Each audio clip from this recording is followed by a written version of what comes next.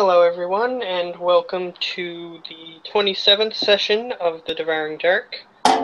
To start, we'll do the little bit of the recap. Basically, the group encountered some weird stuff inside the city. I don't know the exact order, I don't have that in my mind. But you guys encountered a weird trap of some sort. And Ost is now currently afflicted with whatever beasts or creatures or beings that are accosting Ost. The shadowy creatures that embody themselves in fears. Let's see. There was the Skyport. The two characters who were playing that session went to the Skyport with Zill and found the floating crystal things. I forget what I named them. I didn't write that down. Either way, they're the crystals that help the ship, or help ships fly. They got that. Ost had a vision that was brought on by the strange creatures. We can go a little bit into detail on that. Ost encountered woods that were suspended in a black void, and Ost entered the woods. He encountered this creature that appeared to be humanoid in shape. But when Ost tried to look at it, it was all blurry. Let's see. And there was the small child creature that was next to it in the vision, with the vertical ridge on the face. And it apparently turned out to be a mouth. Let's see. Yeah, and got some information regarding that. It's located in the Undying Woods, or it wants help with that area. So then you guys left the city and brought with you the flying crystals, and you guys planned to split up once you got to the eastwardly road that led to the boat. But unfortunately that did not happen due to an enemy approaching from the distance. A woman floating in the air playing a piano, and she opened a portal, and that is pretty much where we left off, other than the fact that the woman who is made of fire walks out of the portal. I did throw up a picture in the Roll20, but the only difference is she is not red flame, she's sort of purple. So that is where we are. She just exited the portal. They are 100 feet in the air, and was she red? Was the one that we met at the temple, was she red or was she purple? She was... You think that that's the reason why they're covered in shadow, sort of thing. So she's probably covered in shadow, and that's why she appears purple. But she's okay, a woman. But I mean, I thought we saw her at the temple, right? Yeah, but she was covered in shadow, just like everybody else. So she was purple there? Yeah, so we didn't see anything then. Okay. Alright, so you guys are in a cluster underneath the piano.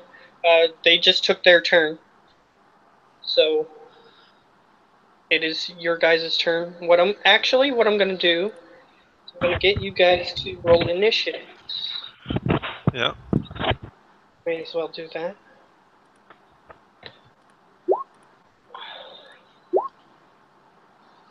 Do I have the initiative counter open? Oh, yeah. 23 for me. Alright. Just add your character's little icon to the turn order.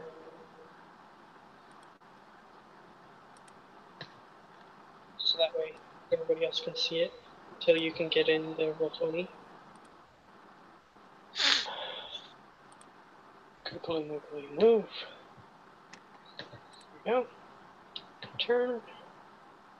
23, you said? Yeah, it's Yes. Okay. So I'm gonna roll 2 things.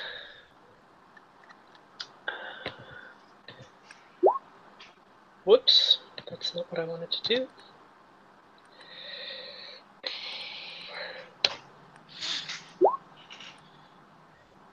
So 9. Turn. 9. Excuse me.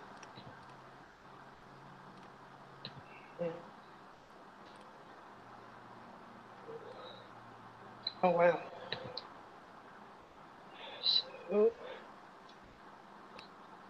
add a picture for her. It's unfortunate.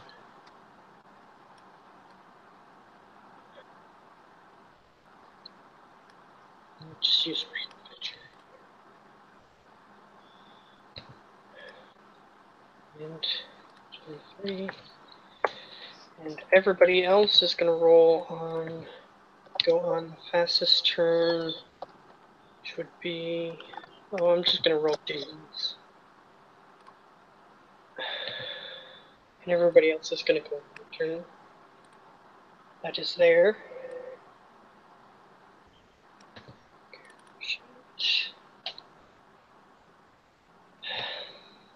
Okay. His initiative.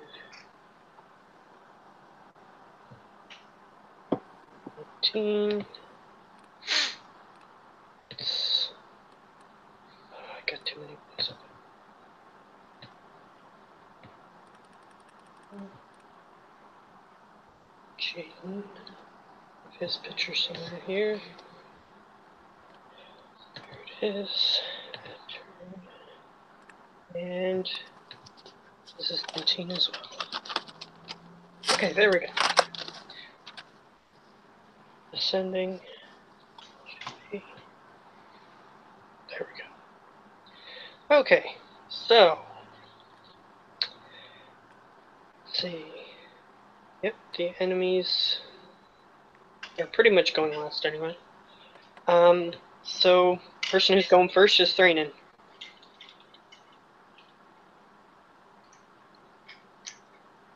First things first, I would like to move 30 feet away from the group so we're not all clustered together.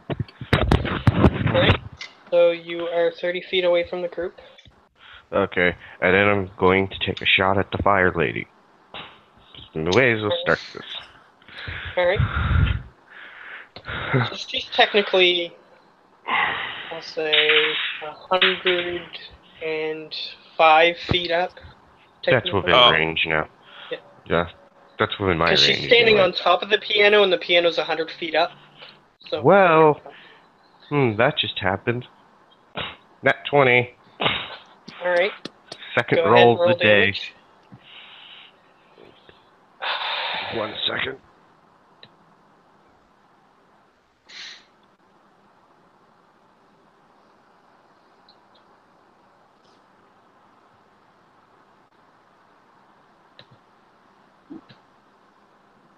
I think I did something wrong here.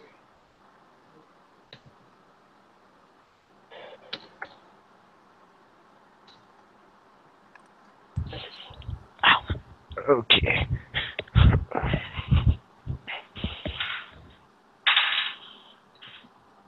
Okay.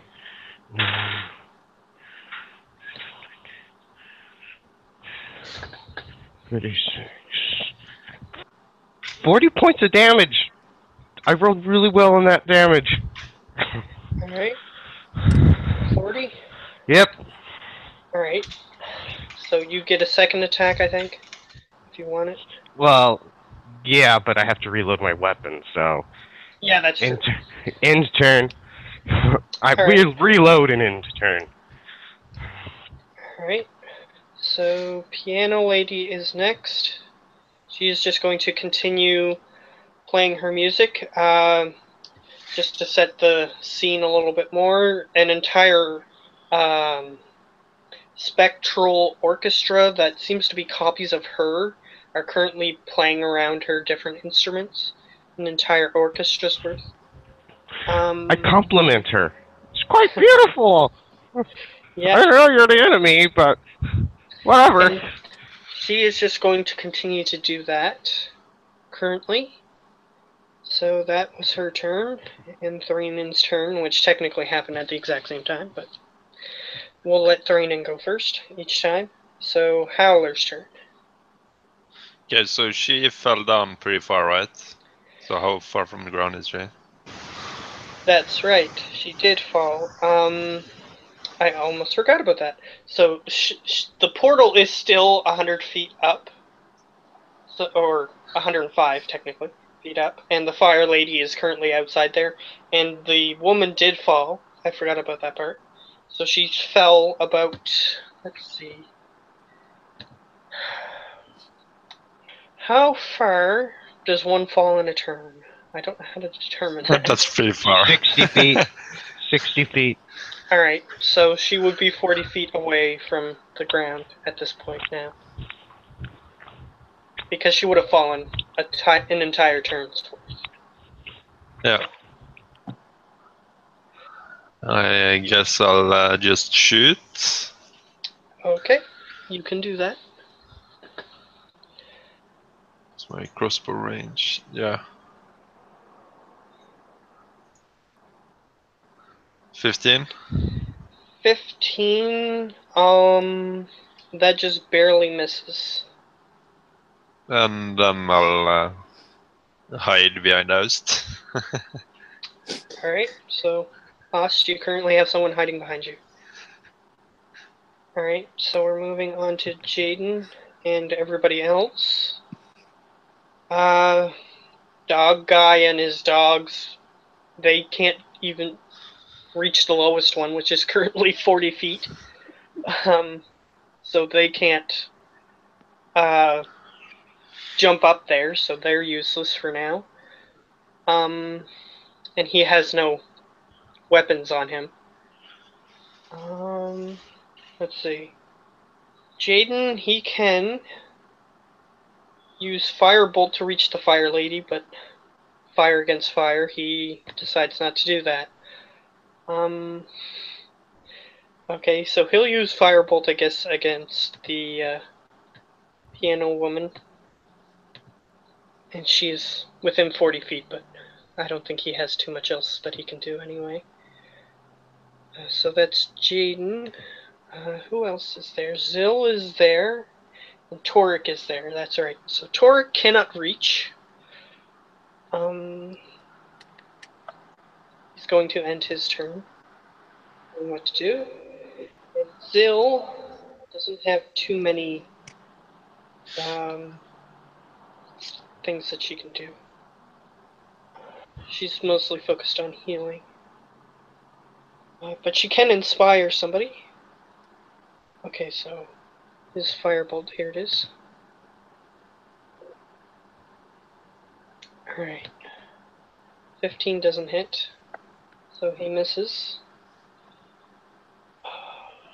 Yeah, so she's going to inspire. So she's level 6, so whatever the inspire rate is for that, I don't have that written down. I can check. I think it's a D8.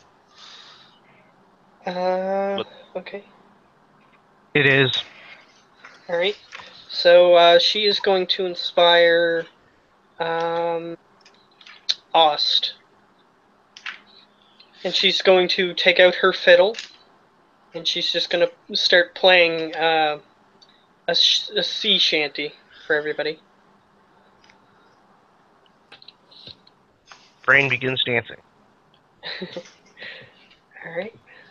So Ost is currently inspired by this music. And I think that's everybody. Yep, that's everybody. If I forgot somebody, we can get to them. I didn't go. Yeah, well, it's your Are we in turn. the middle? Oh. 10-4. Okay, how far? She's about 40 feet from me, yes?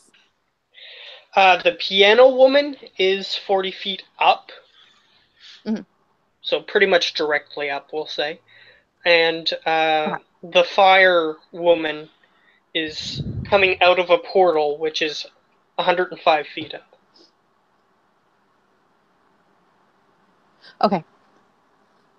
So I'm going to move 10 feet so I don't get splat by her. All right.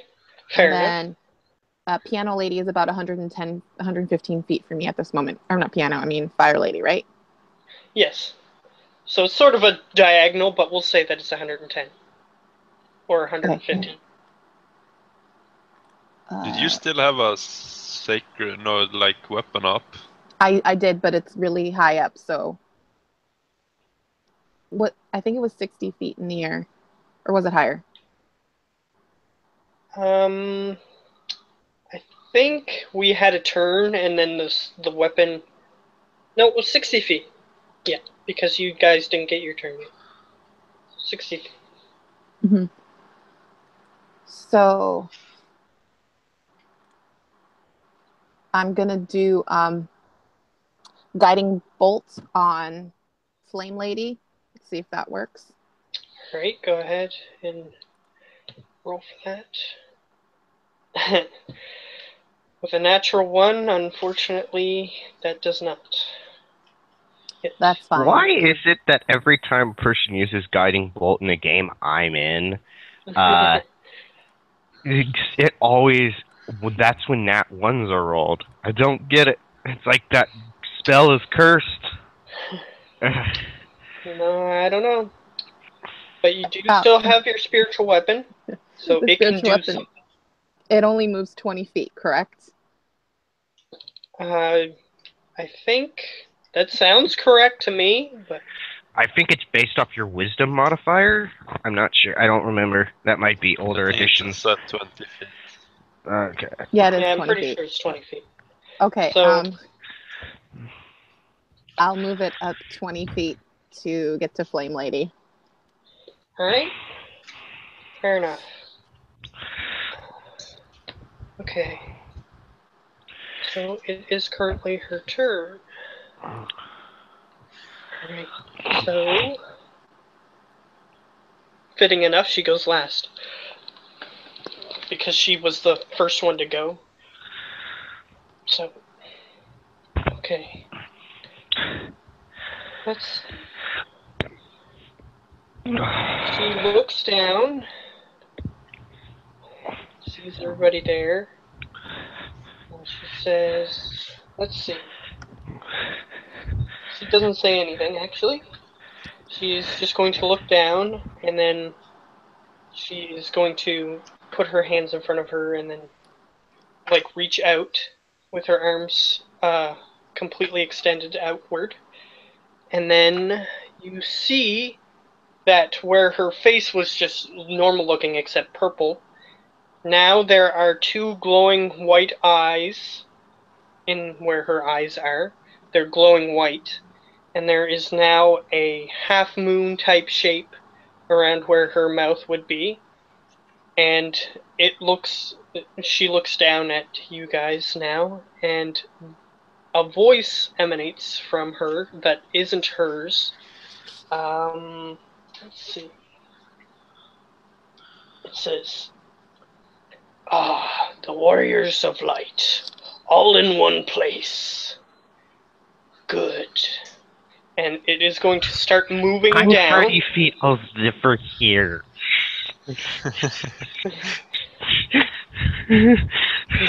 Alright, so she starts moving down, and she's sort of got her hand in the air next to her, and it seems to be doing something, but you're not sure what. She moves down about 20 feet.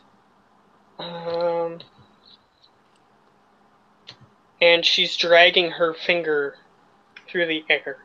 And at this point, you can't currently see unless if you roll a perception check. So everybody can roll a perception check if they wish. Why not? I forget my bonus to perception, but I think it's +4. I can pull it up. I written. Renan.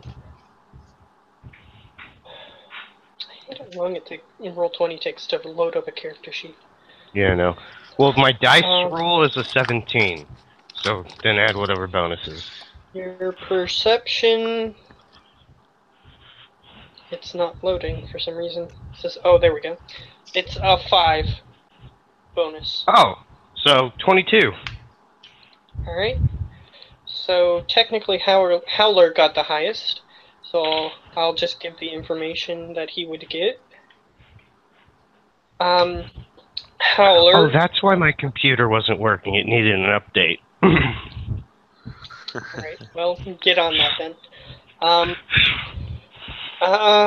So Howler, you see that as she's dragging her finger down through the air, it seems as if something in the air is ripping, even though there's nothing there, and you can currently see something on the other side. Like, it looks like someone's ripping a piece of paper, and then there's something behind the piece of paper. Oh boy. So it looks like something is currently there's something on the other side of, but it looks like it's just the air that's being cut open almost. I Oh, quickly check my pockets for duct tape. You might have something similar to that. You have a burglar's pack, so you might be able to have something to like repair things, so that way you don't that people don't suspect things, that sort of thing. So you might have something like that. Alright, so you currently see that, and anybody who got over 20 would have seen that. yay, I saw it. So Frayne has a worried look on his face. I think that's bad, I think. Alright, so it is Thrainen's turn currently. Oh, we're back to me already. Yep. I've learned to Where did I streamline just put things my a little dice? bit, so- Ah, here we are. Well, I'm going to move another 30 feet away, and then I'm going to again take another shot. Flaming Woman? Yeah. Well, the base roll is an 18, and I'm pretty sure the roll has a +7, so... Yeah. Or +8. So, yeah, I'm pretty sure... Hopefully Yeah, that would hits. hit. That would hit. Okay. So let me roll some damage up.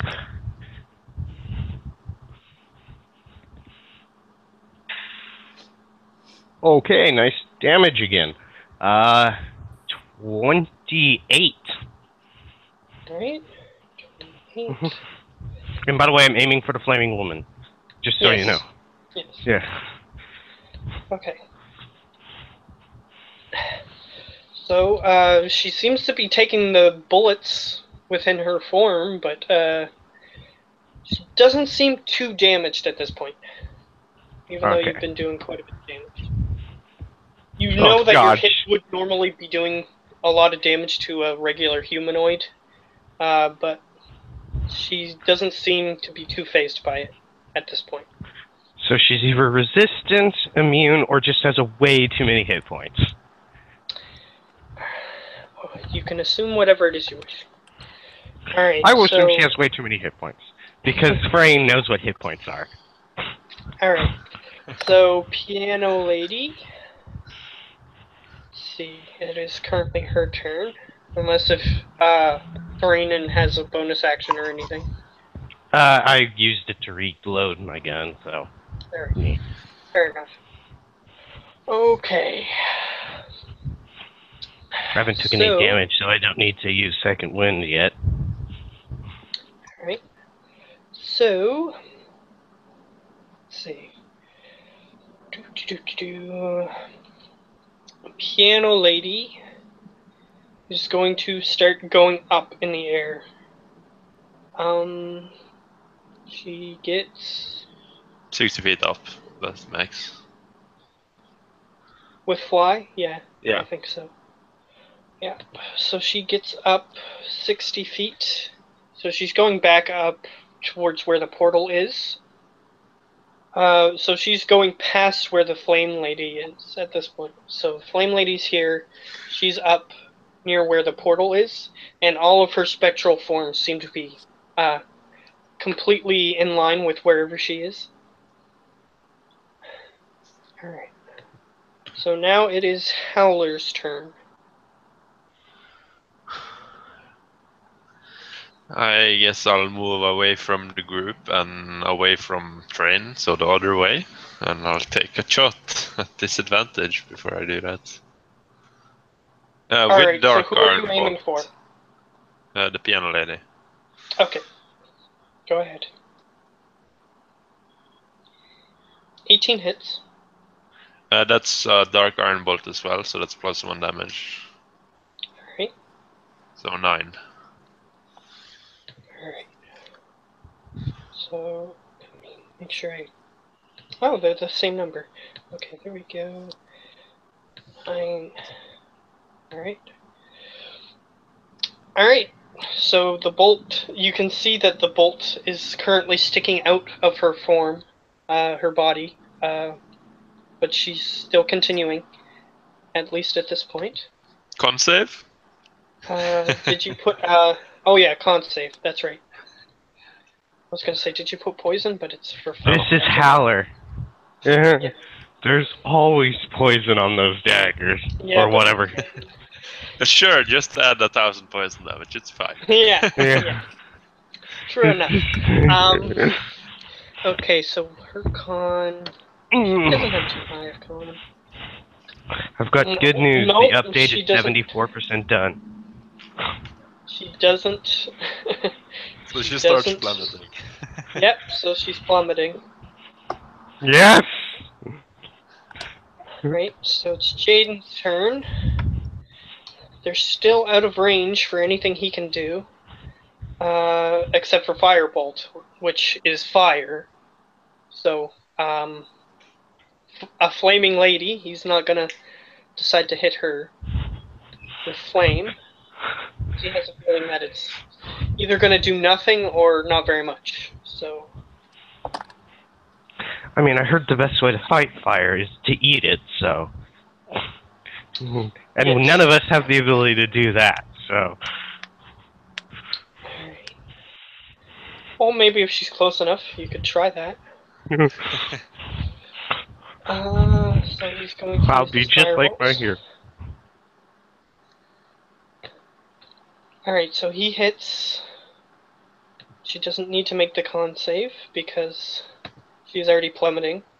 So that's an extra 3 damage. Alright. Add 3 plus 3. Alright, good. Alright. Get these out of the way. Alright, so that's him. Zill is going to inspire somebody else. Let's see. Who would be advantageous to inspire? Howler. Howler would be good to inspire.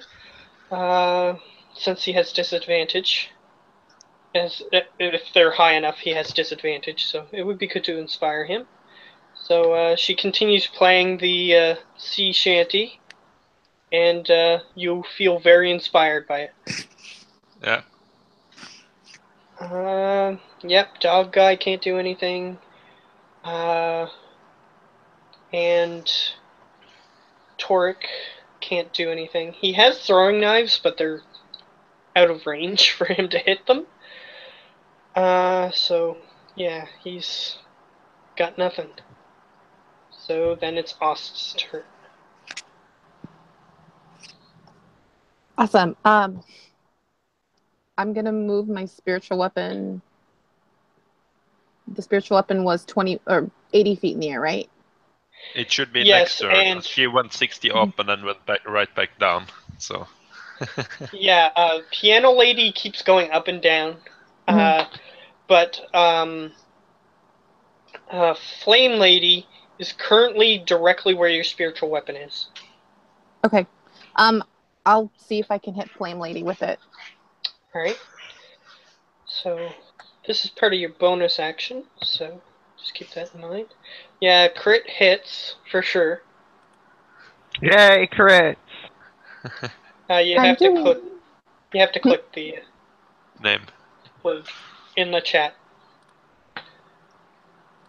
Click it under the one that has the crit, because then it'll roll crit damage for you. Yeah, you didn't roll. You didn't roll damage. It kept asking me to cast it at a higher level. Yeah. If you're just if you already have a cast, then it's too late anyway. So yeah, that's a bit. Let's see. So that. Oh wait.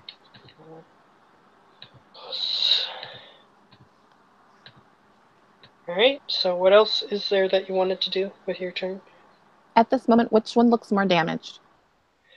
After the spiritual weapon hit, Flame Lady had more damage, but Flame Lady? apparent from looks, from the way that they look, like percentage-wise, the piano woman seems like she's getting more hurt by the attacks than Flame Lady is. Okay, But, Okay, go ahead. I'm gonna go after trying to do guiding bolt one more time. Go after Flame Lady. Alright, on Flame Lady, go ahead. Yep, that hits. Okay, cool.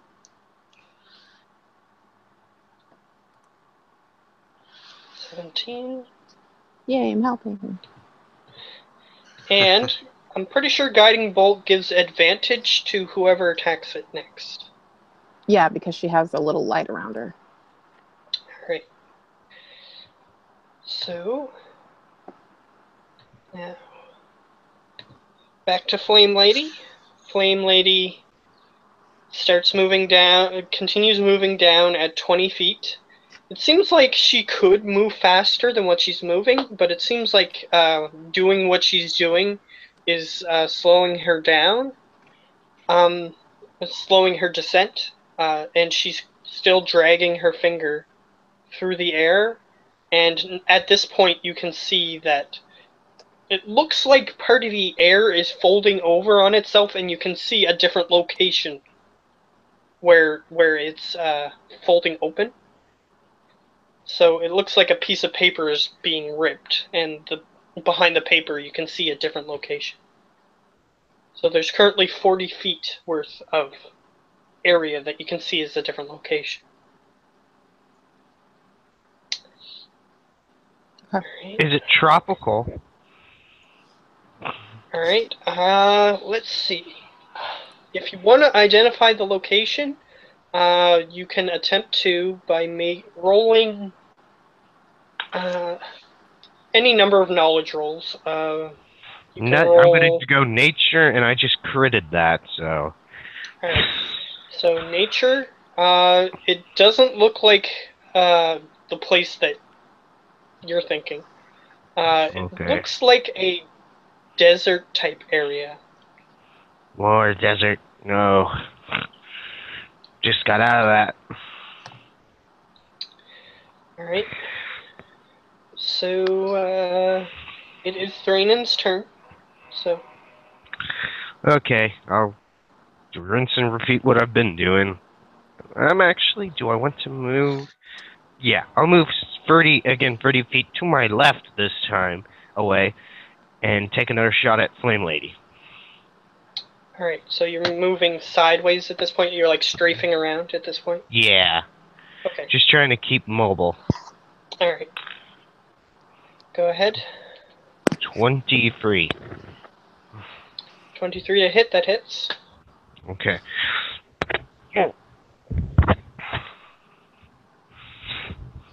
Let me roll damage. Where did I put that dice? Okay. 20 points of damage to Flame Lady. And then reload and end turn. Alright. Fair enough. Piano Lady, she's going to re-up her fly. So, and she's going to move 60 feet back up. So she just keeps going back up to the same location that she was at before. I'm not sure why she's doing that, but she's I know why she's doing that, but let's see. Okay. So then it's Howler's turn. I'll shoot at normal. Hand crossbow with Dark Iron Bolt. Alright, so who are you aiming at? The piano lady still. Alright, so 8. you would still have disadvantage, but you would be inspired. And I thought there was a guiding bolt. That's on Flame Lady. Oh, okay. So, yeah. I'll roll again. Oh, I forgot to roll advantage on that, but never mind, it hit. Yeah, it did hit, Yeah, but no. you could roll to see if you got a crit, if you want to. I got a crit, but the wrong kind of crit on the second roll, so we'll stick with the 23. Alright, that's fine. Okay. And then I'll So, see if there's any place I can hide. Alright, so you got 9? Yeah. Okay. Did you want to use your inspiration? No. Okay. I was just checking. Okay. So you hide. Okay. Fair enough. You can roll your stealth for hiding, if you wish. Okay, so Jaden's turn, which is everybody else's turn. Dog guy still feeling useless, even though he has like 15 dogs that could do something. So that's his turn and all their turns. Let's see. Torek, he can't do anything at this point, still. Let's see. Jaden, he can aim for Piano Lady, which, with the way she's rolling, if he hits, that's invaluable. Right. Yep, 21 hits. 5.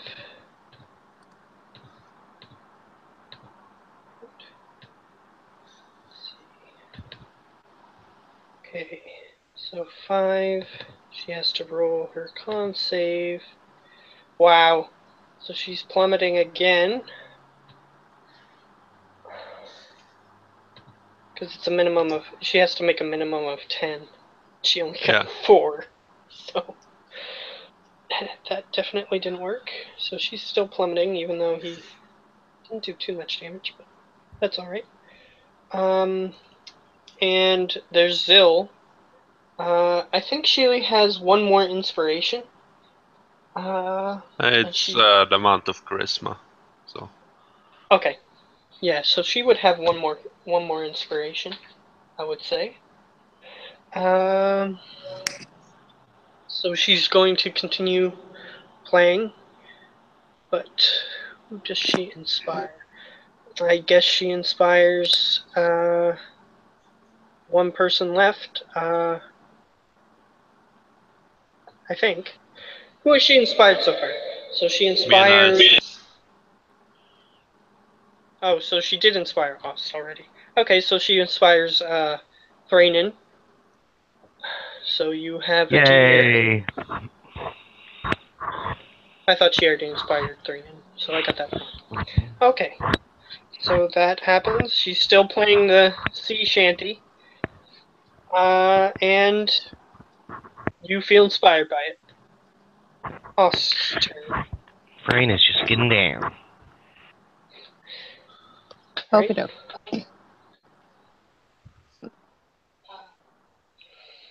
Moving my... And how far away from it is Flame Lady? Oh,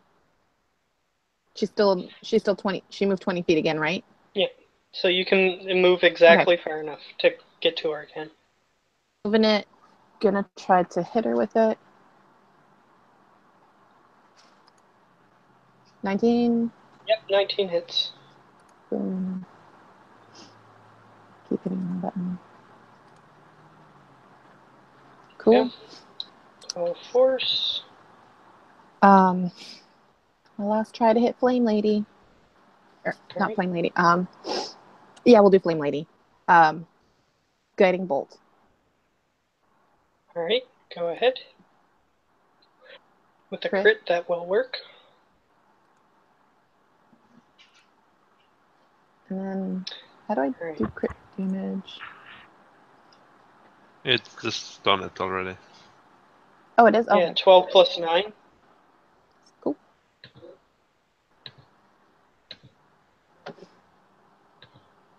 You just rolled low. That's all.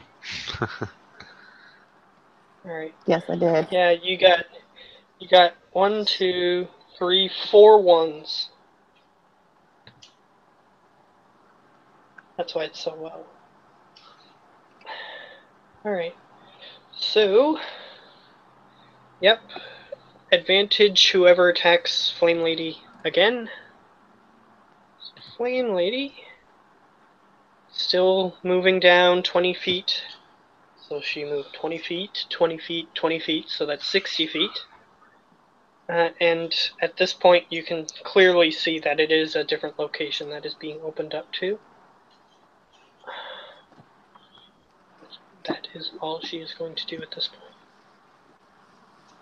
Alright, so Thrainen's turn.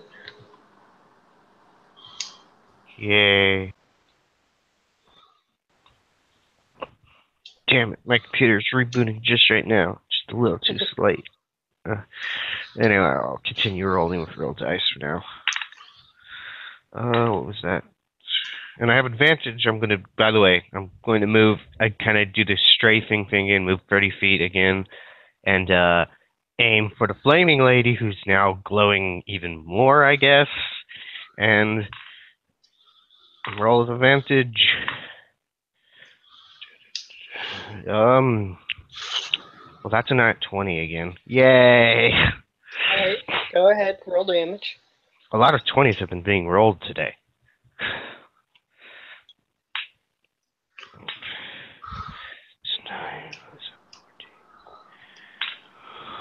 I spent all of mine 2 sessions ago.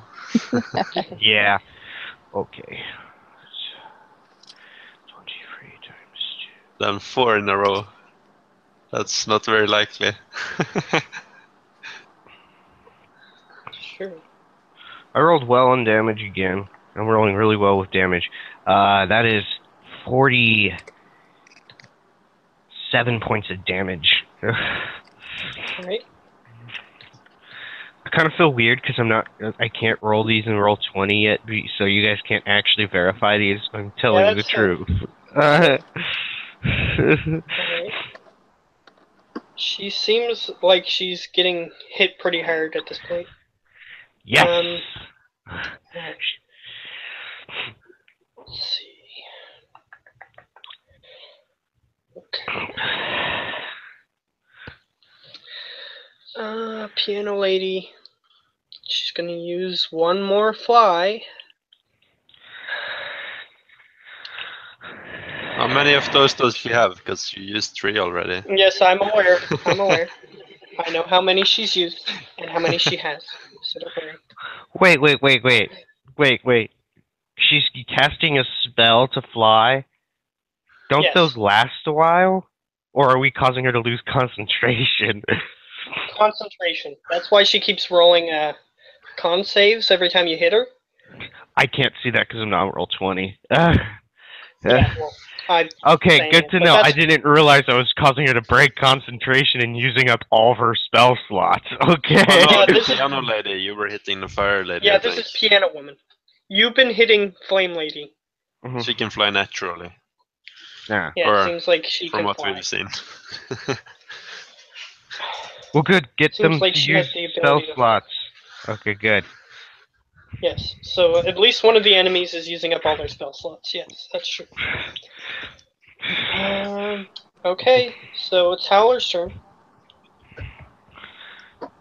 When the piano lady is flying back up again, I'm gonna shoot her. Do I get a normal roll because I'm hidden?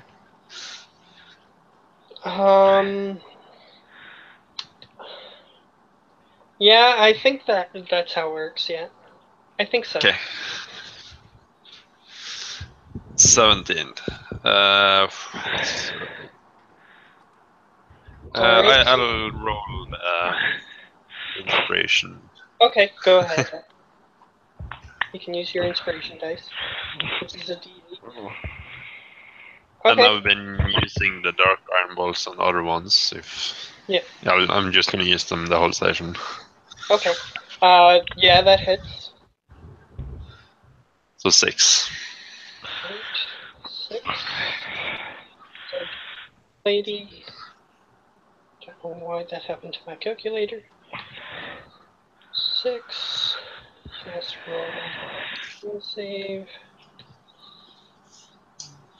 This time she succeeds. And I'll try and find a new spot to hide. Alright. Yeah, you can just run around. There's people standing all around this area, so you can just run around. Alright, so this is everybody else's turn. So dogs can't do anything. Torque can't do anything. Let's see. Okay, so Firebolt. He's gonna try to hit the piano lady. He missed. And she has no more inspiration, but she's still going to be playing music. That's all she can do, I think. She doesn't have any. Is anybody hurt? I don't think anybody's hurt. We've been the ones dealing the damage. Yeah. Okay, so nobody's hurt. Like a boss. So since nobody's hurt, she's just gonna save her spells.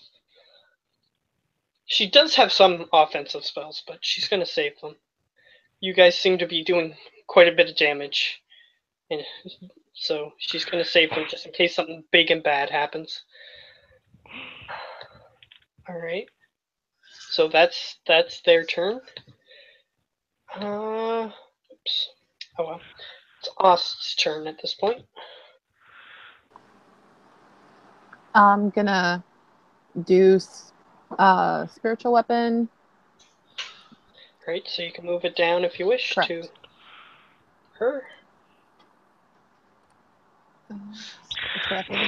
There it is. Thank you for keeping track of my bullets so far, Matthew. No problem. 7 damage for that one. All right. I'm assuming 26 hits. Yes, that does. Okay. Let's try. Nothing has come out of the stuff from Flame Lady's rip thing, right? Nothing has come out, but you can see that it is a different location. The desert thing, right? Yeah, you can see the desert location on the other side. Okay. I'm gonna try guiding bolt. 24 as a 24. Man. I'll tell you guys her armor class. It's 19. Somebody got it exactly, so it's 19. Alright, so you're casting it at a higher level? As a second level spell, yeah. Okay, so 3 plus 15? Yes.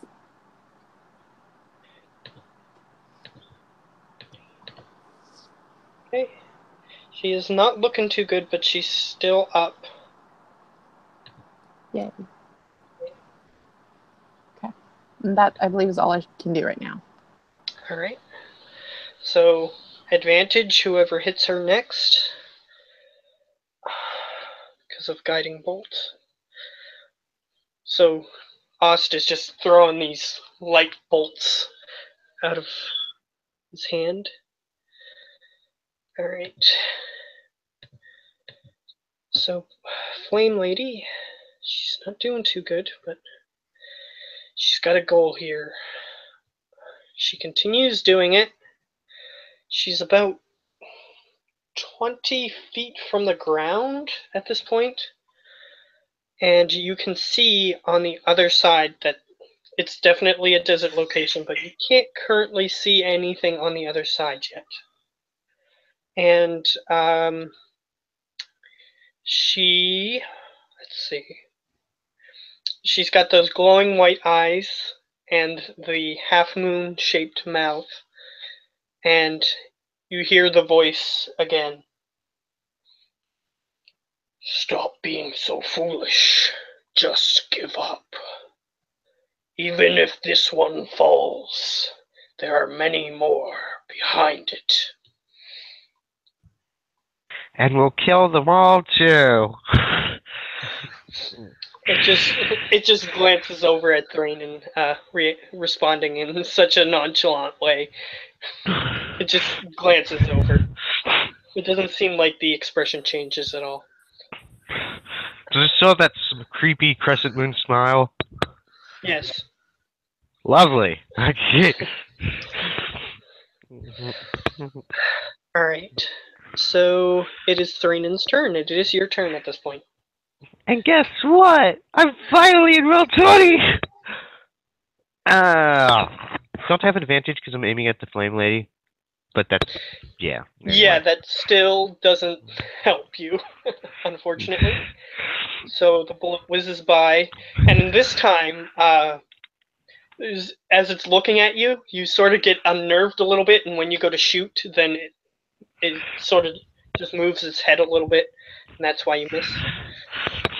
And it's still grinning at you with that creepy smile. I duck behind a rock if there's one nearby and reload.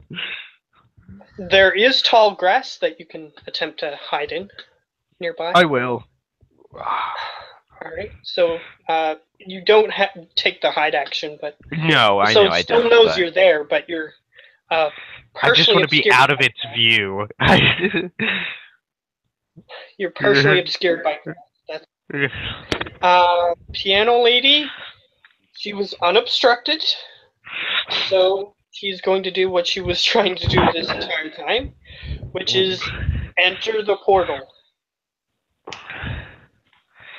And that was her last fly, too. So if she would have got knocked out of the air again, she would have had to have fallen. Damn it, I should have aimed for her. Oh, well. Did she fly out, or is she about to fly out? Because she in was the portal at this point. So she's on the other side of the portal. You can't see her anymore. Okay. And the piano and everything goes through. What about her little copies in her orchestra? Yeah, they all vanish as soon as she completely goes through the portal.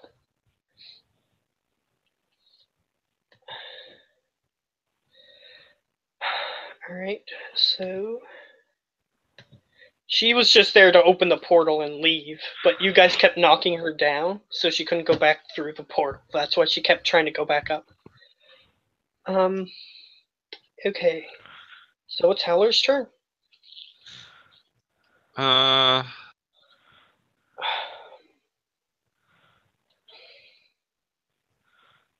Where's the wagon with the crystals?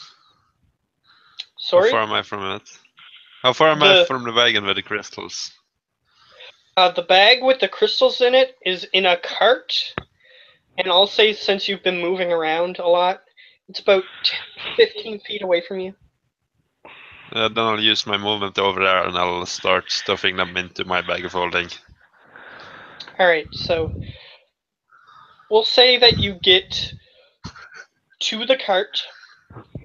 The cart is pretty much as tall as you are, So I'm gonna say either acrobatics or athletics to get into the cart, since you're doing it quickly. 14. All right, that's sufficient. You manage to get into the cart, and you start shoving the fly crystals into your bag of holding. You said. Yeah. Okay, so they're in a bag, but the bag is pretty big because they're pretty big crystals. So you just unhook the bag, and with your bonus action, I'll say, and your action is to take out 2 crystals, I'll say, and put them in the Okay. bag. That's my turn. All right. So, Jaden,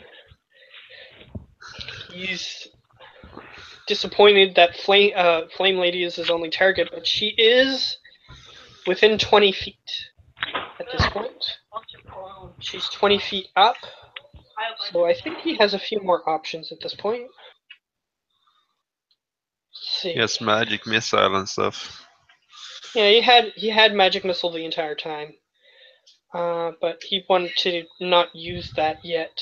He was hoping that you guys would take out the piano woman or the flame lady before anything bad happened, but it doesn't seem like that's going to be the case. So he's going to use his magic missiles, which automatically hit. So how many missiles is he going to 3. shoot? 3 is level 1, right? Yeah. So yeah, he only has first level spells. So 3d4 plus 3. Yep. So he could have hit her with these, but I think he was trying to get piano lady, I guess. So he hit 3 times for. Okay. 4 plus 3 plus 5. Okay. She is still in working condition, it seems. Alright. Okay. So it is Ost's turn. She is 20 feet up. Okay, so I'm gonna bring down my spiritual weapon. Alright, yeah, you can do that. She That's only moved not 20. That's close to her, right? Parallel? Yeah.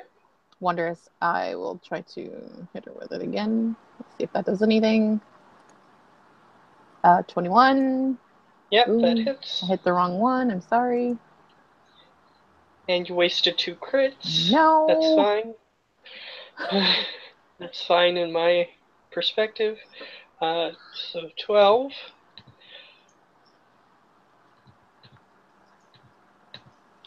Alright.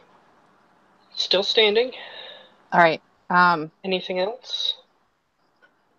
20 feet up. Guiding bolt. That's like Alright. yeah, guiding bolt as a 2nd level spell. So does it hit? 20 hits her AC. Yeah. I did it again. I'm sorry. I'm still getting used to the system. That's fine. Okay. 2nd level spell. Wow. Yeah, that's in case you got crit, but you didn't get crit, so I'm going to take the first numbers. So 1 plus 12.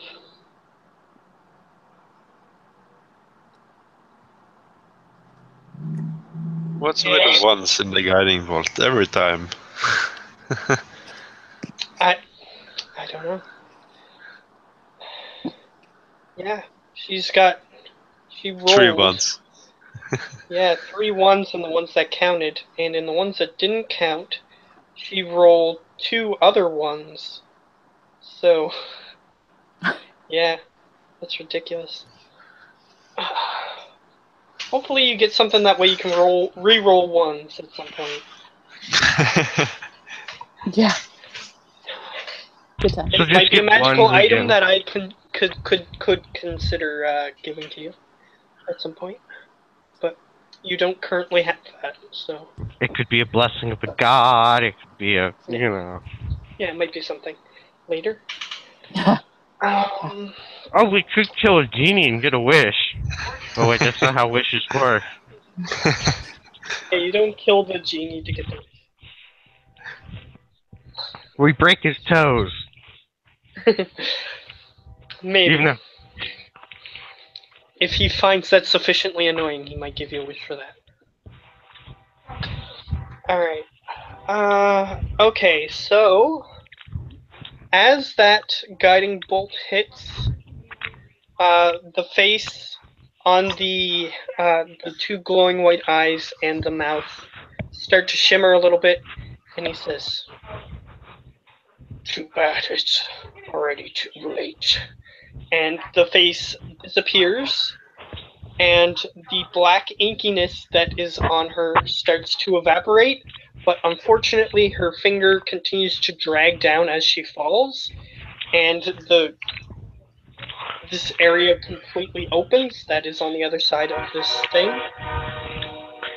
So you did take her down, but there so is God help something me on if the other that's a gate spell to summon the Torcras. I'm gonna freak. On the other side of this, you can now plainly see that there is a horde of undead just standing on the other side of this rip and tear in the air, just waiting to get through. Oh, and at that moment, Fran runs. As her finger drags down all the way, it starts to open like a square section, like as if the piece of paper is being ripped aside, and it opens a completely square section of air that seems to be opening to another location. It's 100 feet high and about 70 feet wide. It's just opening, ripping open at this point. And here is the first thing. There are three enemies standing in the front. Let's see. One appears to have pale white skin and glowing red eyes, and has an extremely long tongue that is currently sticking out of his mouth. And he has pointed ears, and he's sort of gaunt, and he has long, spindly fingers with claws on them. So that's the first guy. Second guy, he looks like he's dressed fancily, and he's got his hands on his coat like this, and he has red eyes as well, and he seems to have fangs, and he is just sort of standing there looking proud with his fancy clothes. He even has one of those ruffles in the front of his shirt that is just pouring out the front of his shirt, and he's just standing there looking quite happy. And let's see, the third one just seems to be it looks almost like a regular person with long hair that's sort of in their face, drifting over their eye, and it's red hair, and it looks like a humanoid of some sort, except the face looks a bit pale, and regular leather armor on that one. Okay, so a vampire, a lich, I think. Let's see what else. Alright, so you see those three, and they're each standing in front of what looks like to be a regiment, sort of thing, of undead that are currently behind them. Obvious zombies and skeletons. And they're each standing in front of those, and as the door completely opens, they see that the person who opened it is currently fallen, and one of them is going to rush forward. Let's see, which one would be closest? So the one with the lapping tongue is going to rush forward and try to grab her, and is currently pulling her into this opening. And the others are also currently attempting to run through the portal. Or the opening, I should say. Anyone got the spell magic? Alright, so Anyway. currently all three of the front ones are in, and the other ones seem to be rushing forward. I mean, I I could can- poison the magician, but that usually They're works. zombies. I could cast a spell magic. Alright, Dispel the gate! Dispel the gate! I could try. so I'll cover the you. flame lady is currently still outside of it, and the licking tongue guy is trying to pull her in through, and the other two are just rushing forward. And everything else behind them is currently rushing forward as well. I mean, you're a cleric. This should be fine. Alright, so... It's only an army of undead. Right. We got this. Alright, so Thrainin, Where am I now currently in adjacent to the portal? you currently see, it, from your perspective, you've been strafing around and stuff. Yeah. It's a very odd thing that you see. You strafe twice, right? Yeah. Okay, so here's what you currently see. You actually don't see all those things. You see a black pane. It looks like a black pane of glass almost, and because you're looking at it from the back, and that's all you see. You just see a big, huge pane of glass that's 100 feet tall and like 70 feet wide. Okay. I'm going to peek around it. Okay, so you move forward, and as you like, sort of, you can put your hands on it physically. There appears to be something physically there. So as you put your hands on it and you look around, you can see that there seems to be a hole to another place, and there are things rushing out of it. Oh, hi! And then I quickly just use the rest of my turn to start dashing the other way. All right. Good luck, guys! So you are currently heading north, which is away from where you guys want to go, because you strafed 180 degrees. So, I don't really care. I want to live. Alright, so just so you know, you're currently heading north. Okay. I'll turn around in about 2 days. Alright, so you guys currently can't see him, or you just see him peek around and then start running the opposite direction. And then shout, "Good luck!" So that's what's currently happening. Thrainen's turn is over. Piano Lady isn't there, so she doesn't get a turn. So Howler, you currently see this large mass of enemies. I use my action to stuff the other 2 crystals in my bag of holding. Alright. And I look around what's the other people doing.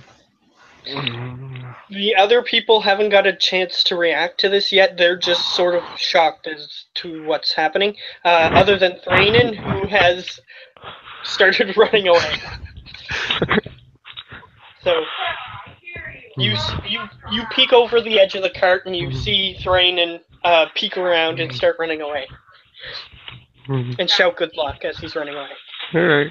And the other parts of the thing was too big to put in a bag of holding, right? Yeah, those are too huge to fit in the bag of holding. Those wooden things. So yeah, I will back away. I have 50 foot, 50 foot of movement plus my hide action.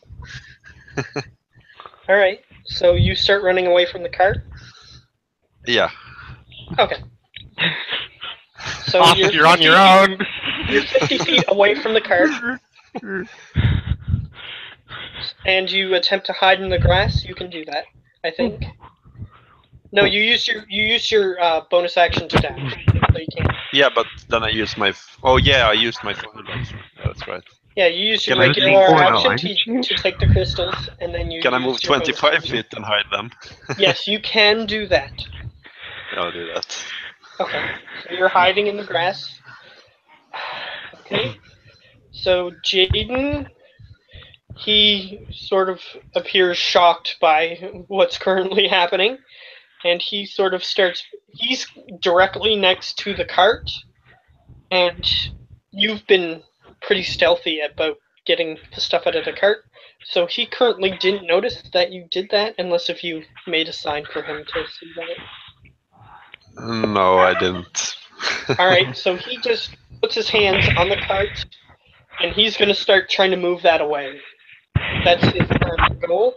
So he's going At to least use it should be lighter. Yeah, he's going to use his action to grab onto the cart and start moving it eastward. Yep. And everybody else, so, yeah, Toric is gone. He's currently, actually, I'm going to roll to see if you think he's gone or not, or if you can see him. Yeah. Yeah, so unless if you have a natural perception of 19 or higher, you have no idea where he is. Hey, Frayne does, but he's not there anymore. Yeah, he's not paying attention, so he doesn't know either. Well, if he looked back behind him, he would see him, but otherwise, no. You have no idea. Alright, so Toric is gone. Zill is just in utter shock and is just backing away at dash speed. She's going to head eastward with the cart, since that's where they were trying to go anyway. So they're just going to try to go where they were trying to go anyway. That's Zill. Who else? Yeah, dog guy. He says, "Go some." So he goes,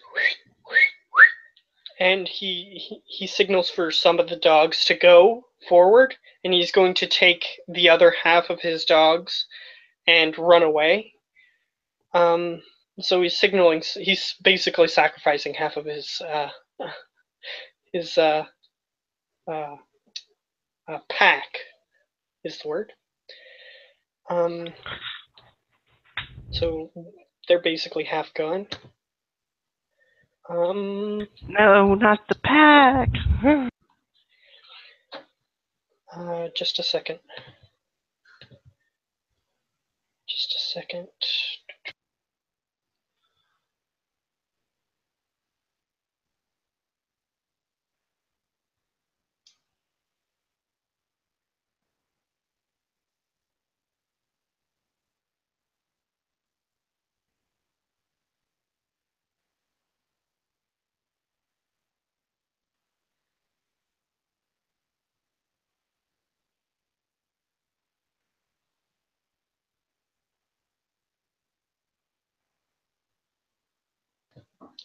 Sorry about that. That was just questions about food and stuff. Okay. So, who was the last person? Dog guy. Toric is gone. Yeah, the other two are gone. Yep, so that's their turn. Ost. Giant, 100-foot tall, 70-foot wide, pane of open portal-esque stuff. There are currently 3 people who have come through it, and one of the 3 people is currently trying to drag somebody through. Mm-hmm. The fire lady that you guys knocked out. And there's a horde, like 3 distinct sections of horde that are currently trying to come through. All right. This probably won't work. Dispel magic. Dispel magic? Okay, what level? 3rd. It's third, and she only has third. Okay, so you're using your max level dispel magic. Yeah. And I'm gonna If do it's it not on. high enough, if it's not a high enough level, she has to roll to dispel it. Okay. Mhm. That's what I was going to do anyway. That's not Okay. level. So I'm yeah. choosing the portal. Okay, so the big portal or the little portal that's 100 feet up in the air. The one everybody's pouring out of. Okay, I'm just double checking because there are 2 portals still present. Okay, so it's a roll. Whatever roll that the spell says that you have to roll. It's a D20 plus your plus your spellcasting ability. Oh, it's just my spellcasting ability. The DC is 10 plus the level of the spell, or I don't know, the portal. Yeah. Okay, plus. I'm pretty sure I know this spell, so I'm pretty sure I know what DC is. But we'll see what happens. Do I include just my spellcasting modifier, or do I include my proficiency as well? I think proficiency, because I mean you are proficient you in do. casting spells. Yes. Okay, plus my apologies. Give me just a moment. It's okay. Don't know if I did this right. Nope, I didn't do it right. If you check spells, it should say there on the top, spell save DC. No, not spell save DC, but spell attack bonus.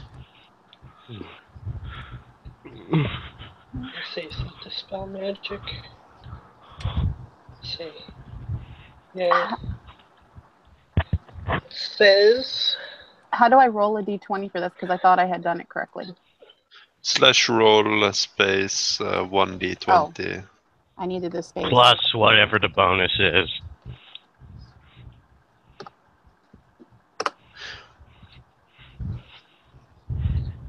$17.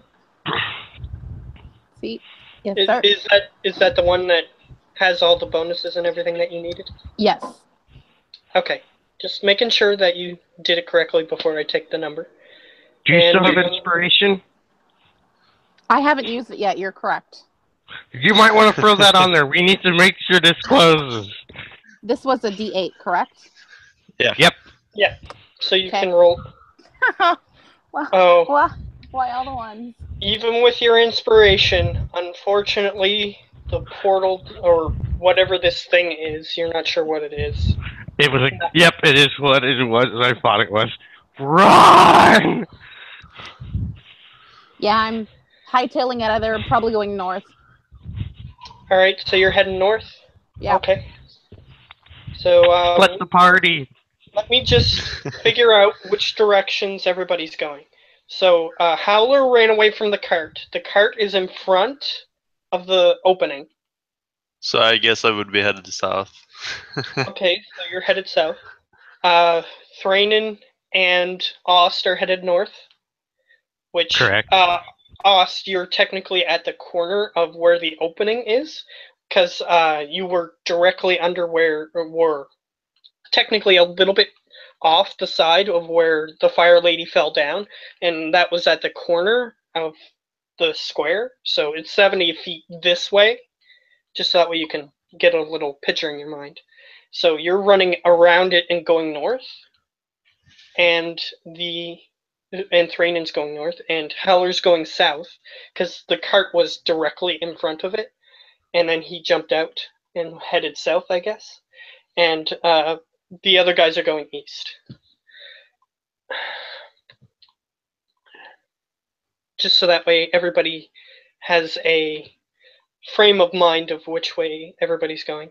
I'll throw up the map, too. Why not? Just so that way everybody can see visually which things they're headed towards and not headed towards. Man, this is the first time I've actually had to run from something in my entire experience in D&D. Alright, so Thranen, everybody was here, and this is about where the thing opened. And Thranen, you're headed up towards the desert, because you were technically a little bit in the grass here. So you're headed towards the desert. And Howler, you're headed south, directly south. Yeah, you're on not the gonna. route we were planning. Yeah, you're not headed towards the city at all, or this area. You're just headed south. Yeah, And for now. yeah, so whoever, all the people who are headed north, I'm just making sure that if you run for like an hour, then you're an hour in that direction. Is what I'm trying to Yeah, say. well, I'll probably run So, an hour, then try and sneak my way around the army and get south. all right, so everybody who's headed east is headed over below the trading post area, and Jaden is going to do his best to try to keep whatever's in the cart safe. Okay. All right, so So close to having an airship. well, it's still possible. The equipment is still safe. It's not destroyed yet. Come on, Jaden. Okay, so at this point, since everybody's... Oh, whoops. Oh, well. So everybody's running at this point, so I'm going to say that it's just basically going to be turn after turn after turn at this point. Okay. So it's just gonna be the whole turn. Everybody just says what they want to do during that turn, and then we'll just move on. It's unofficial turn order sort of thing. So at the beginning, or we'll finish off this turn since Oz just went. Fire Lady and all of her minions. The Licky Tongue minion. Licky tongue. Yeah, Licky Tongue. He pulls her behind where the portal opened, and so they're in a different area. The area that opened. And the other two are currently coming out. The guy who has the hair in front of his face and is just sort of stumbling forward. He looks both ways. He says, "Currently have no orders. What do we do?" And the other undead are just pouring out into this area as he says this. And the well-dressed guy who's got his hands on his collar like this, he says, "Well, we were looking forward to a meal, but they're running away. Guess we'll have to chase them down." And he sort of places his hand on the guy with the hair in front of his face, and his eyes turn into the white pupils and the mouth, and he says, "Target this one." And he sort of walks. They both walk around the portal, and he points directly at Thranen, and he says, Why me? "Release the soul from the vessel," he says. The white mouth guy says. It seems like they're a different persona of some sort. And then the eyes vanish, and the mouth vanishes, and the one with the hair in front of its face starts full sprinting towards you. Right. Why? Are they just gonna go past us then? Yeah, that one is, it seems. Why are they targeting me? It's very weird. That particular one is, it seems. And the other undead are pouring out into the area. Okay. Quick question, does it look like he's going faster than me? Vampire doesn't do anything because he spent his turn talking and ordering. Or at least vampire-looking dude. Because obviously that's what he looks like, based on my description. Okay. Hair dude is going to spend his turn chasing. And Licky Tongue guy is going to spend his turn protecting the Flame Lady. And the other undead are currently... I'm going to roll some stuff. Some perceptions. See who gets seen and not seen. That's unfortunate for Toric. Oh boy. Yep. So one of the random zombies stumbles out and goes, and this particular one looks like a, let's see, looks like a fish Minotaur. person. It looks like a fish Okay. person. Oh And god, not the fish Kurt- people again. it turns and looks somewhere in the grass, and Thranen, if you turn around and look, you can see that this undead can see where Torek is, and is currently starts stumbling towards him. Is this Well- fish person like a Sawagan or something like that? Yeah, something like that. Okay. Similar. It's basically, it looks like it has like it has gills on the sides of its head, and its head is very much more like a sardine type fish, and it's just like it curls up like that, and the rest of its body is sort of human-like. So its head and neck and upper torso look very much like a fish, and it has like fish arms that stick out from the sides of it, and it has like fins and stuff, or webbed fingers and things. You can identify the specific species if you want, if you have nature check.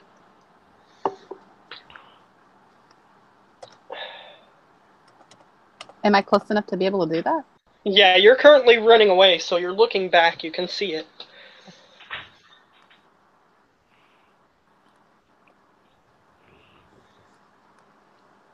So if you want to roll a nature check on that, you're not sure on the specific species, but it's definitely something of that type. It's Sahagin, one of those types of creatures, but you haven't seen this specific one before. Alright, so yeah, that one's heading directly towards Toric, and everybody else is currently visible except for Howler, who had a higher height. He got a higher stealth. So, Howler, you see that there's a bunch of them that seem to be scattering all over the place, but none of them seem to be heading directly towards you. I'll just stay low and keep moving. Alright. So, Howler's running away full dash. Yeah, You currently have your stealth. You have your stealth, so you don't need to re-hide, but you can use everything. So you can use everything for then I dash. move 75 feet per turn. Yeah. So you're clear. You're in the clear at this point, you think. Unless if you try to intervene to save somebody else, then you're in the clear. Who do I see? Or should I roll a perception first, maybe? You can roll a perception to see if you see the ones who are hidden, but everybody else is clearly visible. 14. No. You don't see. The only person you don't see is Toric. Okay, but the cart is headed east. The other people is headed north. Yeah. I'll meet up with them. You see everyone else except for Toric, and you assume that's because he's doing his job good. Yeah, for once. I'll just move 75 feet. Alright, fair enough. Alright, everybody else. So, Thranen, you currently have what appears to be one of the leaders of that large group is coming towards you. Does he appear to be faster than me, or do I think I can outrun him? Let me just double check his movement speed. His movement speed is equivalent to yours. So unless if something happens to cause him to move slower, he is going to keep in pace with you. Okay, I'm gonna dash away again. Alright.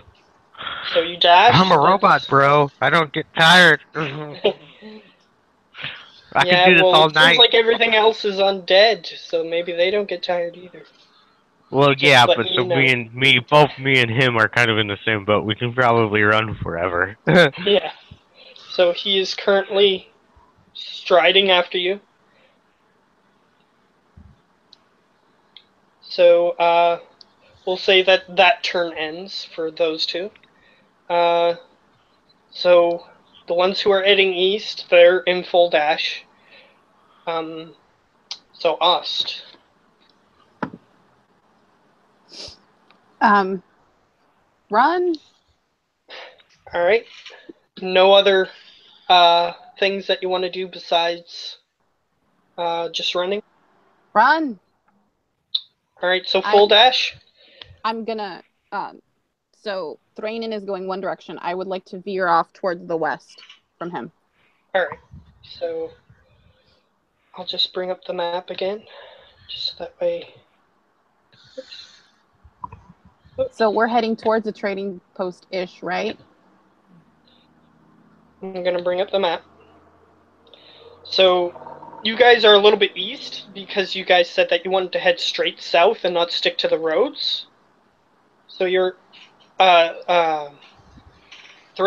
is heading straight up towards Gaio at the moment, but he's currently still in the waving plains. So if you're heading west, you're heading towards the burning sea, which is an ocean to the west. Okay. So you're technically, are you heading northwest or just directly west? Northwest. Okay. So you're technically going towards the desert again and heading into this, towards this ocean-like sea. But they're technically all seas because they're encompassed by land. So there's technically no oceans on this planet. Okay. So you're heading over that way. Just so that way you have an idea. So this is over here. You're going this way. Everybody who's trying to help with the boat, they're headed this way. And a few people are going this way, and Thrainen's headed north. So the vampire, he's going to look back and forth to see who's visible. The vampire has a different kind of stuff sharing. So the vampire, let's see. Yeah, he has to roll. So what's his... Perception's based on wisdom, right? Yeah. Okay. Oh wait, he has a special perception.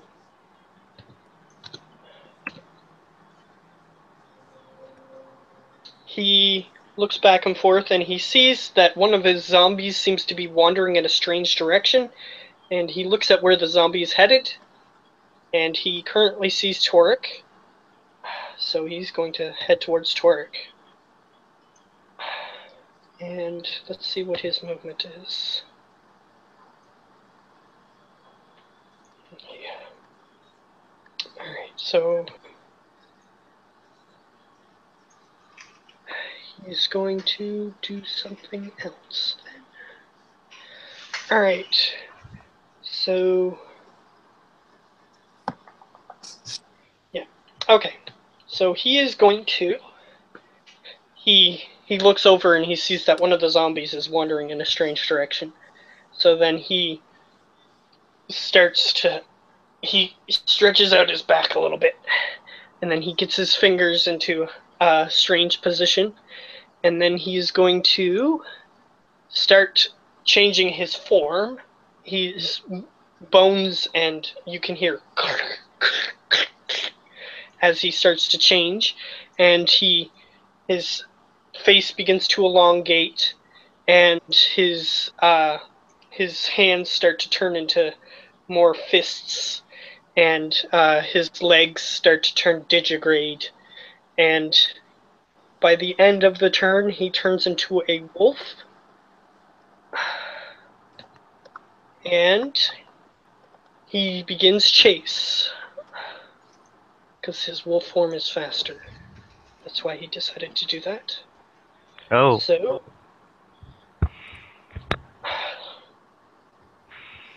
yep, that is his turn. So he's going to try to chase Torek, although he doesn't know that Torek is technically faster than a wolf. So Ironic. that's their turn. That's that round. So anything else that you guys want to change? Currently, Ost, you are not being chased by any of the leaders. You are just being chased by random undead. Okay. So you can continue on your course for a while if you wish. Mhm. Just dash for you Mm-hmm. for a little while. Okay. So Ost is taken care of.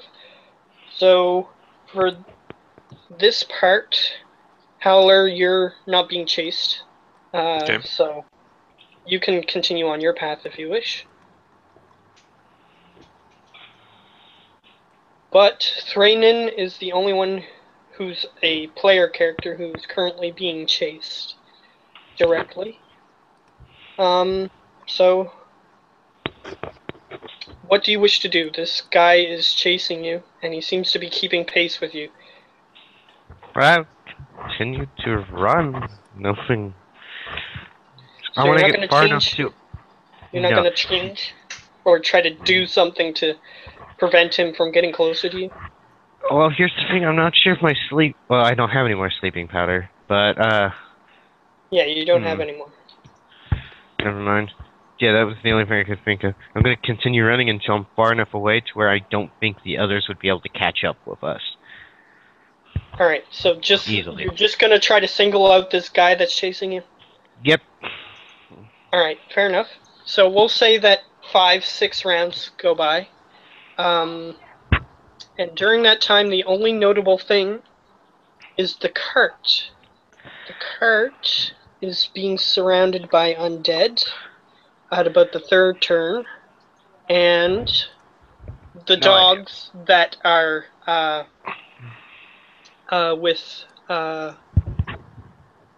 Dart, they start to help keep the undead at bay. So they seem relatively fine for now. But by the time the 6 turns pass, you guys are too far away to be able to see them anymore. So 6 turns pass.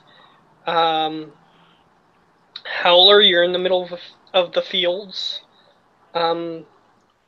You're alone, and you see that there are undead that are starting to disperse to try to find you or anybody else.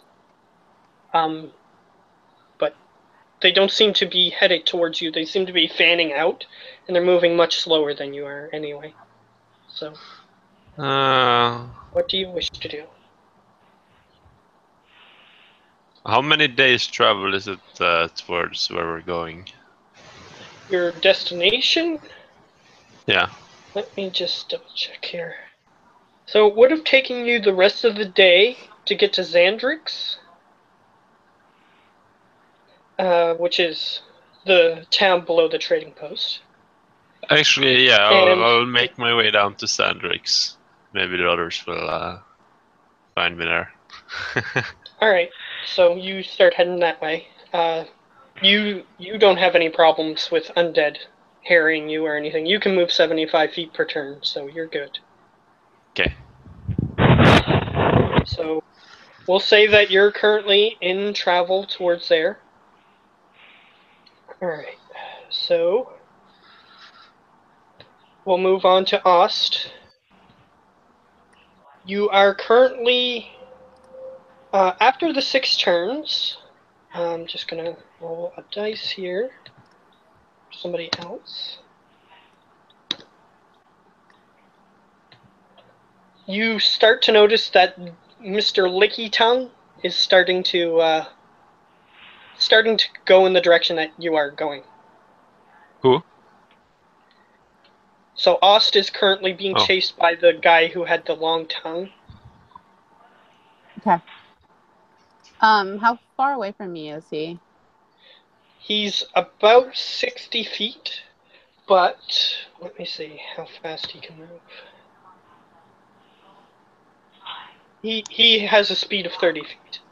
So as you're running, you've noticed that he's keeping up pace with you, but he's 60, 70 feet away from you. Okay. Um, 60 or 70? 70, we'll say. Okay, then I'm going to keep running. All right.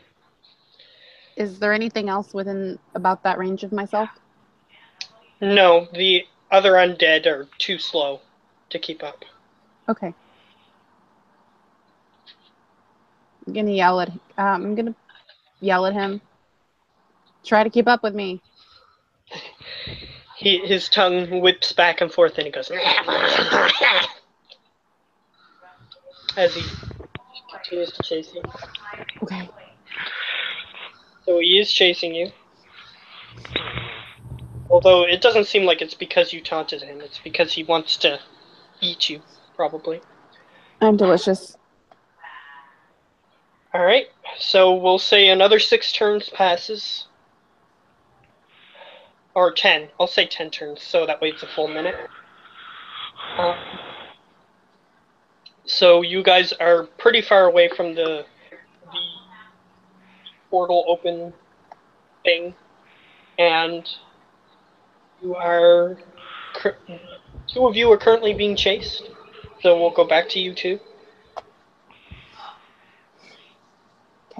So after 10 turns, which is a minute of running, so 60 feet per turn, we'll say.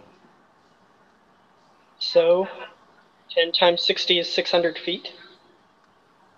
So you are, let's see, I have a calculator. Why do I do this? Why would I do this in my head? So I'll run for about 5 minutes. times 17. Yeah. Okay, so at the point that I'm going to let you make the decision, you are over 1,000 feet away from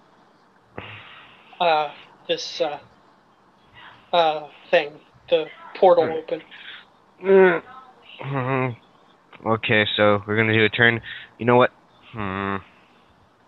You can take 15 more minutes if you want to run. Like you said you were going to. I am going to do that because I want to see if he'll actually follow me that long. Alright, so before we give you the results of that, Ost, you are over 1,000 feet away from the thing. Do you want to continue running for another 10 minutes or so? How close is the licky tongue from me? He seems to only be able to keep up with you. He's not gaining any distance. So Okay. 70 still. I'm gonna wait until he's within 60 feet of me, and I'm gonna see how.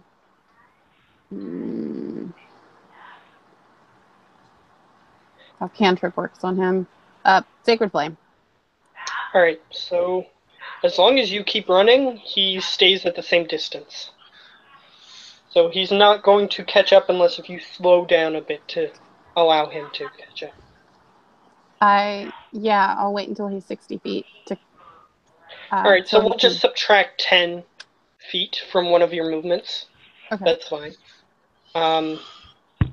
So he catches up 10 feet because you purposely slow down a little bit. So he's currently 60 feet away from you. Sacred Flame. Alright.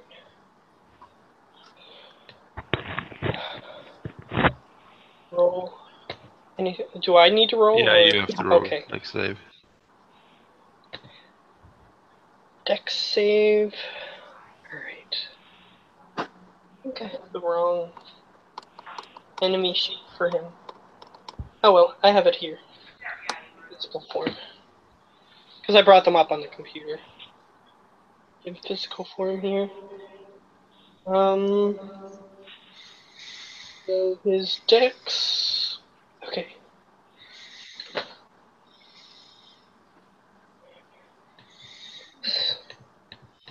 Go down. Just type it. There. He does not succeed, so he takes 13 radiant. radiant. Which, because he's undead, is doubled. So I don't need this anymore. It's 13 times 2. Right? So as you hit him with the Sacred Flame, he yowls out in pain. Then he continues chasing you. Well, that's pretty good. Save or take double. Yeah. Yeah. So he's still chasing you. Okay. Let's see. Yeah, he's still chasing you. So we'll move on to the next turn for you. He's not able to catch up to you, so he's not able to attack you. So if you wish to do anything, again, you can just use it again. If it's a cantrip, you can just. It is a cantrip. How bad does he look?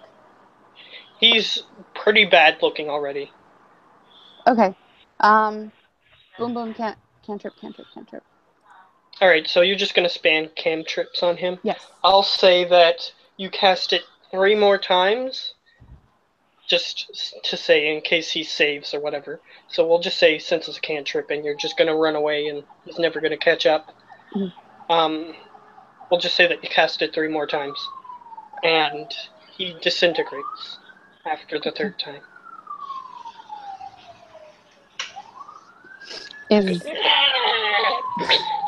It turns into dust.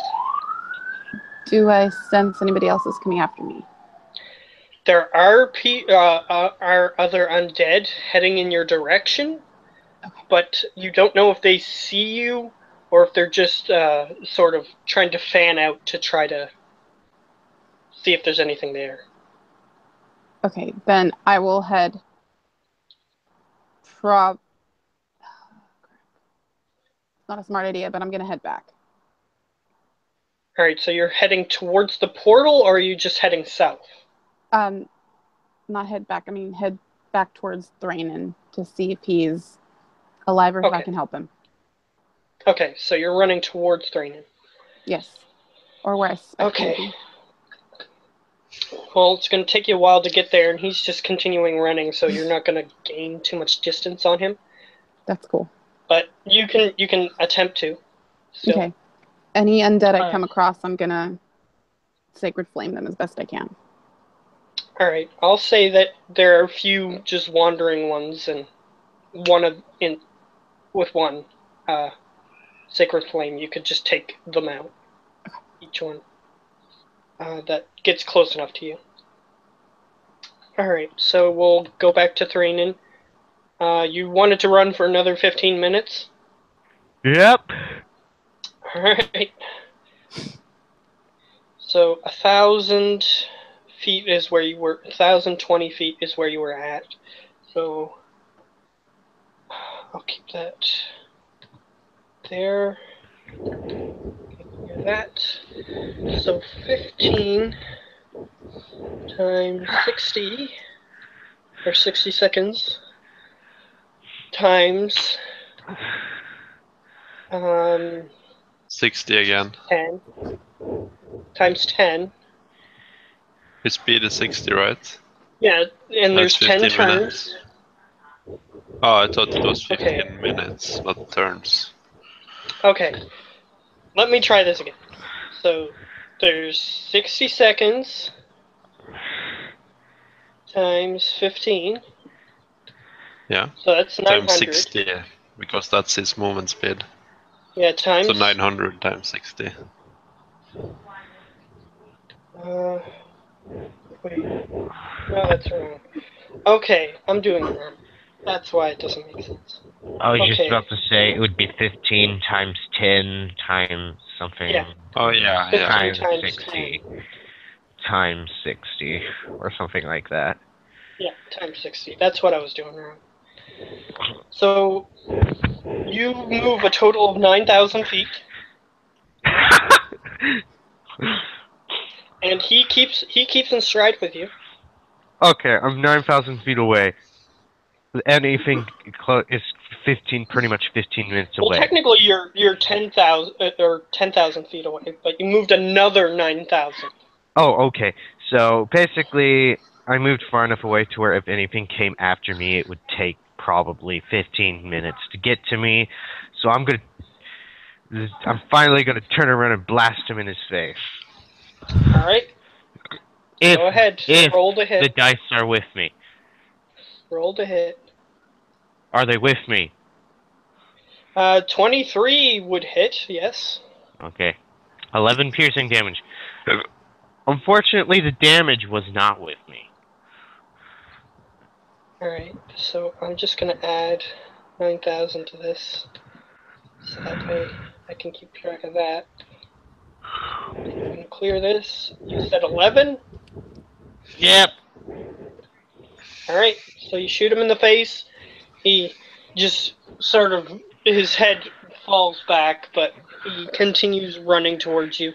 He is now caught up with you because you decided to not dash. So he's going to dash up to you. Okay, he's dashing up to me. So he uses his turn to dash, correct? Yes, so it's your turn. It's in your field. You have your gun in your hand, and Is he within melee? yes, he's in melee at this point. Okay, I'm gonna put. Well, since it's part of my hand, I can't drop it, so I'm gonna pull out my rapier, which is on my side, and I'm gonna attack him 2 times with a rapier. All right. Go ahead. Yeah. Oh yeah. Yep, those 2 hit. That's for sure. So So 11 plus 6 plus 8. Yep. All right. Plus 11 plus 6 plus 8. And I still haven't taken any damage. All right. He is still. It looks like you hit him, and it's like doing damage to him, but he's still coming towards you. It's obviously some sort of supernatural creature. By the way, just so you know, I am using the jeweled rapier that I picked up. It has the same stats as a regular rapier. I was hoping it had some sort of silver on it. It's jeweled and it has gold coating. You think it's just meant for ceremony type thing, or just for rich? Sturdy, right? It is a sturdy weapon, right? Yeah. Underneath the gold, you might have a bit of the gold chip off, like the gold leafing chip off, if you use it. But it's underneath. It's a hard weapon. It's actually okay. Okay, good to know. All right. So I'm he fighting is going with style. Alright. Now this is where I die.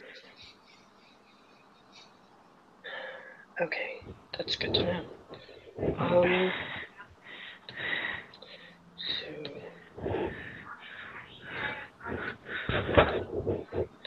Alright. So as he approaches you, is the bullet hole that you make in his head, or made in his head, it seems to diminish somewhat as he approaches you. Damn it, he has regeneration. Should have known. Alright, and he is going to use his... Alright.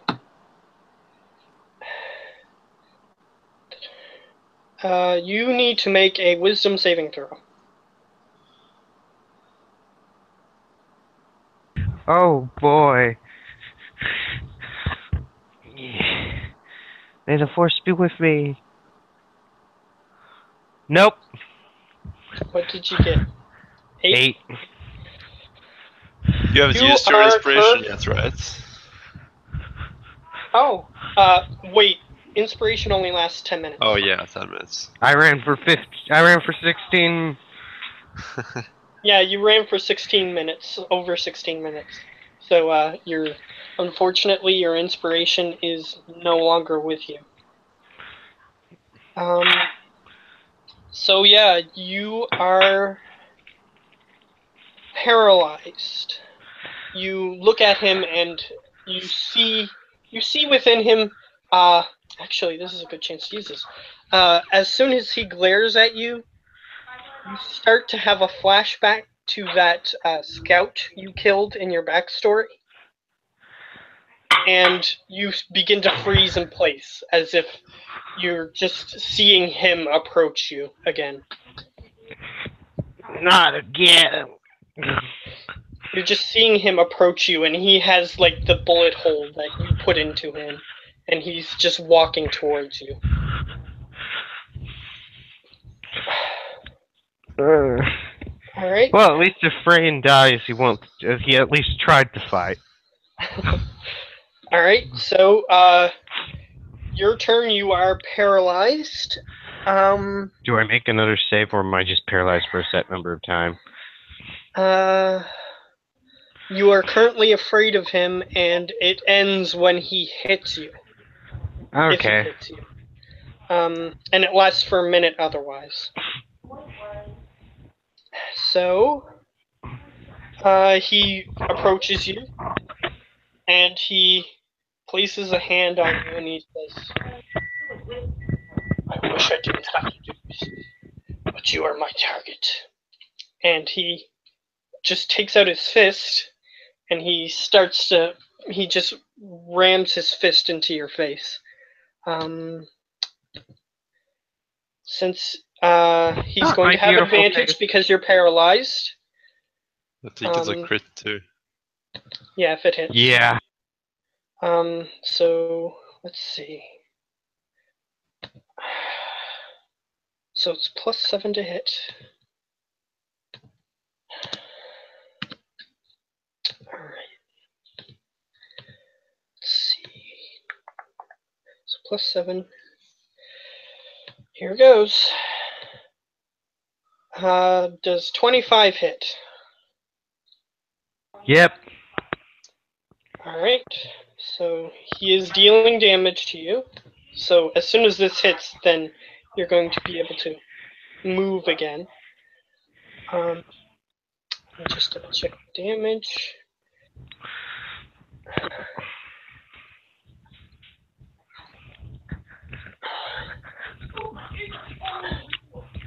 Okay. Ooh.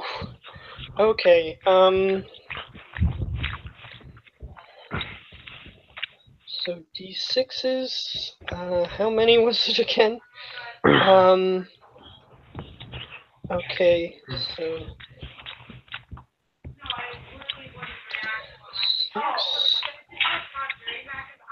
6 plus 1.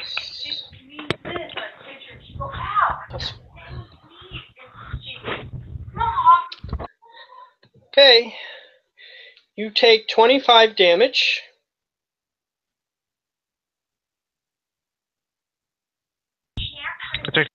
I take 25 damage and I'm unparalyzed, correct? Yes. But he gets another attack.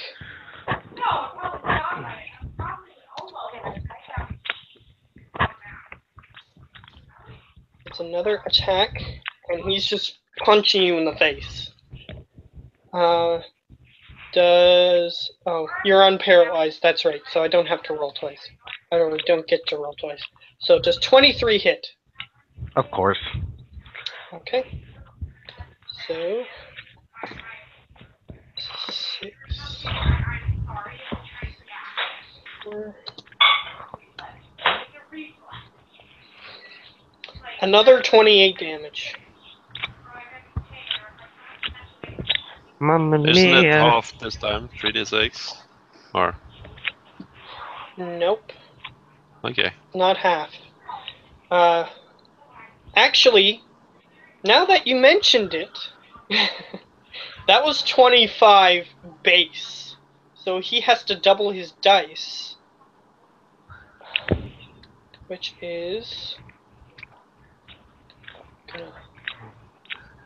I was trying to make it like take less damage, not more. Yeah, he's gonna take more damage. So 28 is... That damage already knocked the second Frayne down to attack. 4. So... The what? Sorry?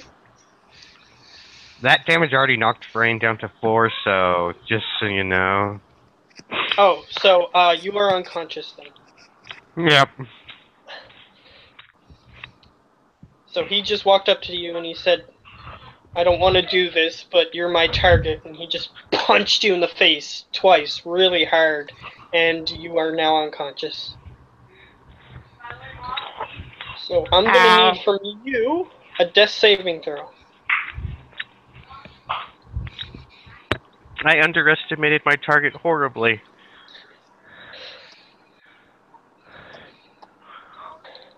Okay, good. Succeed. Success.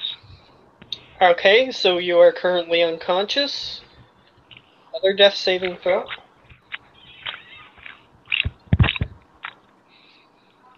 Alright, a fail. currently unconscious. Another death saving throw. Oh, I'm dead. no. Rainin is no longer with the living. Does that mean he's gonna rise up? Sorry? Does that mean he's gonna rise up? With all the other He dead? is a warforged. Oh, that's right. Can we fix him? Yeah. So he is. The way Warforged works in this universe, he's basically one of the few that actually exist in this universe. And his soul has a compartment within it that's magically enchanted. And when he dies, the enchantment wears off, so his soul goes free. So he is now an inert pile of metal. Could we potentially catch his soul? You can put the soul back in it, but you would have to re-enchant the thing that allows the soul to stay within it. Sounds like a side quest. We'll say that about 5 minutes pass. Ost is attempting to go to where Thrainin is still. Mm-hmm. So, as I'm going to get you to make a perception check after 5 minutes. Okay.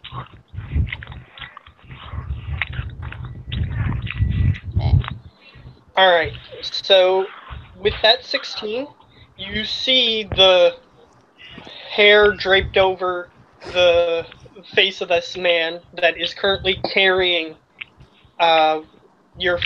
as far as you know, your friend is being on his shoulder. He's just carrying him. Okay. Crap. Wait, Thrainin, don't you have advantage on death saving throws? I completely forgot about that! So you are currently not dead yet. X all that. Well, that's another fail. But it's not a crit. It's not a crit. Your 6, I'm gonna say that 3 goes with that 6. Okay. So it's a failure. So roll another one. Now I'm dead. So that's still a failure, but not a. So 4. That 4 goes with that 1. So that means that you're still alive, but you failed twice. So roll another one to go with that 6. No, you still died. Yep. Oh well.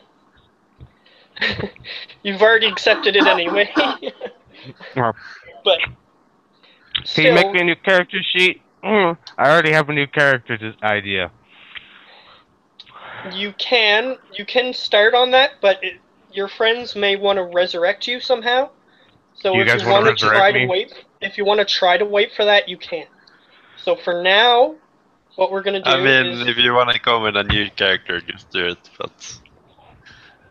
But I'll still probably try to fix the hunk of junk.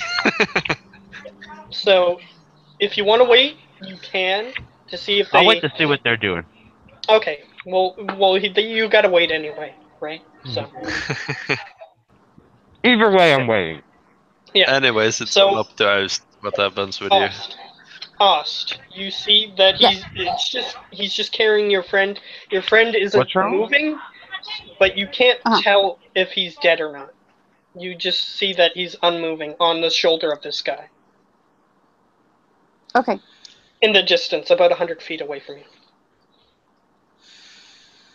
Okay. I'm gonna probably assume he's still alive, maybe just knocked out or something. Yeah. So, fair enough. How far away in the distance?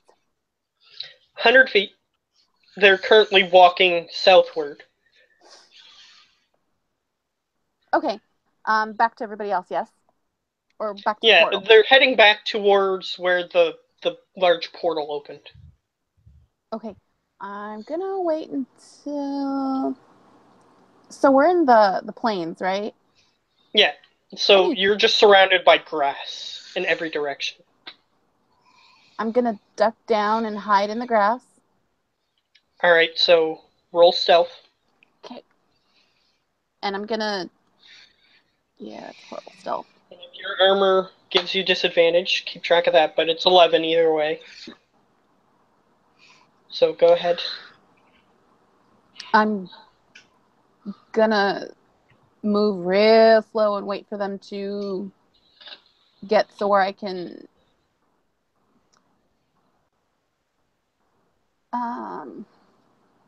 tackle him. All right. So I'm just gonna roll for his perception to see if he notices you. Okay. Before you get to him. If he gets less than 11, then he won't notice you. Perception. He doesn't have a special perception, so it's just his wisdom. So 3.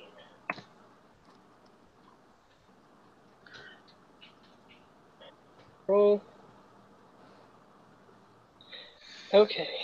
So he, as soon as you try to get close to him, he sort of just glances over his shoulder and he says, "You're not a target." And he I'm not a continues target. walking. Yeah, that's what he says, and he keeps walking. I say a couple of things under my breath. I do a couple of hand gestures, and I tell him before I finish casting it, "You have my friend." Pew! Sacred flame. Fair enough. Go ahead.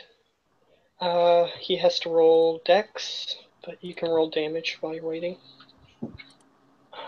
Dex.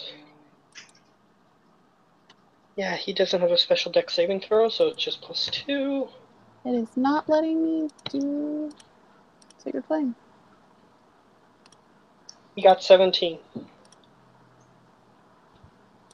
Oh, he makes a DC. Okay. So, we'll need the damage on that. I believe it's not even half damage. I believe there's no damage. Is it? Is that how Sacred Flame works? I thought it was half damage. It's a cantrip. They're usually all or nothing. Yeah. Yeah, that's true, but let me just see. Just gonna double check. Sacred. Sacred. There it is. Saw it. Where's it? Oh, there it is. Okay. It's loading up.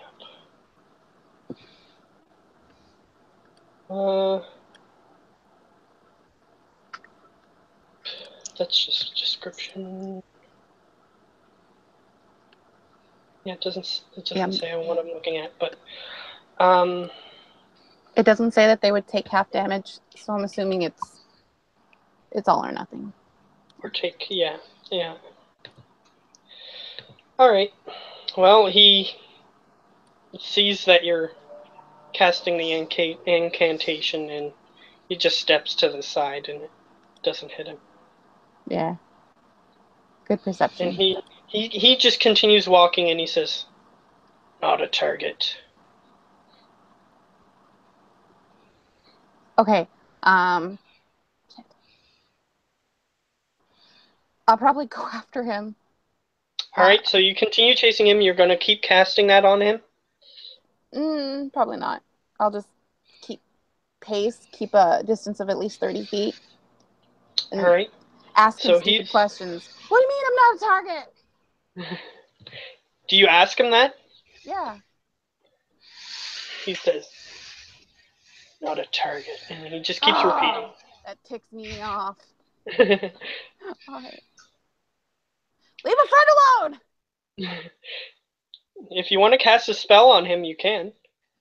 Not yet. I'm telling him, leave a frog alone! Does he... He just keeps carrying him. Sacred Flame. Alright. At least that time it came up. So he's going to attempt to roll again. He doesn't succeed this time. So he takes 22 damage. Where was his damage? Okay, here it is. Oh wait, he healed that. Never mind. So it's 0 anyway. So he takes 22 damage. Alright. So as he's walking away, he keeps saying not a target, and it seems to frustrate Ost. And Ost casts Sacred Flame on him, and he goes, "Argh!" And then he puts the body down, and then he spins around. He says, "Unacceptable." And then he rushes towards you. Okay. Alright, so his turn is going towards you.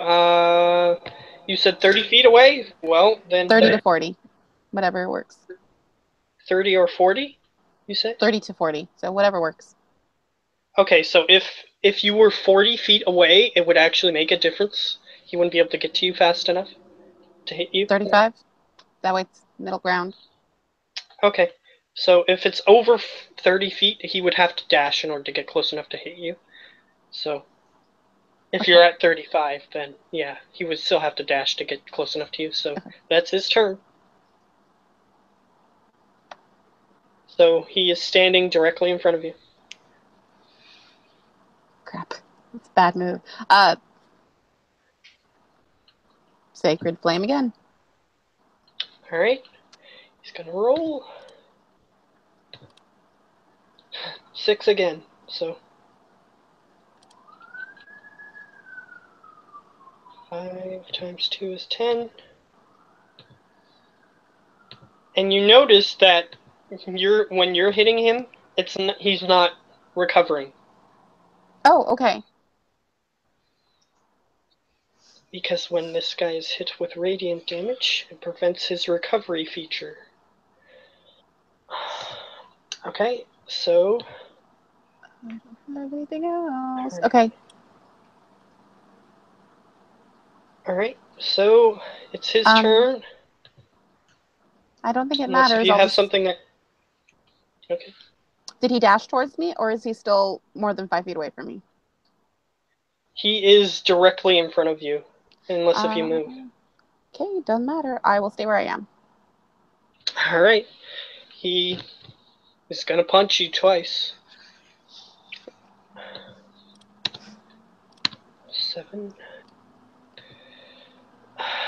11, and 24. So does 24 hit? Yeah. Okay, so does 11 hit? I doubt it. Mm-mm. Alright, so he attempts to punch you once, and you manage to get your hand in the way, so that way you deflect his punch. And then the second punch, he just comes in from the side and does a kidney punch. Alright. So 3d6. 4. 14 damage you take. And yes, he is doing less damage to her and not to him, compared to what he did to him. Okay. Just so you guys know. Alright. So, he punched you. That's his turn. Sacred Flame. Can't think of anything else better to do.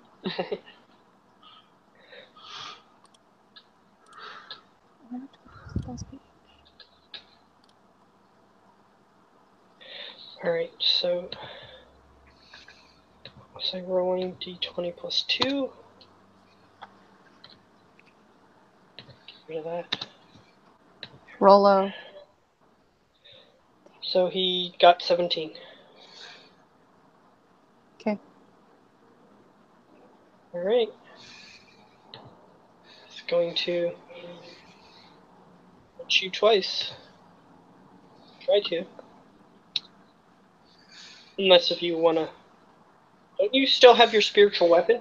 How long does a spiritual weapon last? 10 minutes, maybe less. Okay. Well, It's then a bonus action if you want to make a new one. I can. I Do you will have be. I'll be It's completely out of not- spells. Yeah, do you have a Okay. spell slot for that? Do I have the what? Spell slot to cast it? I have one spell slot left, and I'm saving that in case I need to heal or heal someone else. Alright. Well, he's gonna punch you. Can we all 7. just get along? You attacked him. And he was willing to let it go as long as you didn't hit him. Yeah, But- I figured. Okay. So, since you didn't hit him last round, he seems to recover. Okay. A little bit. Okay, so... Okay. 13 misses, I assume, and 21. That hit. Alright. Just gonna punch you again for...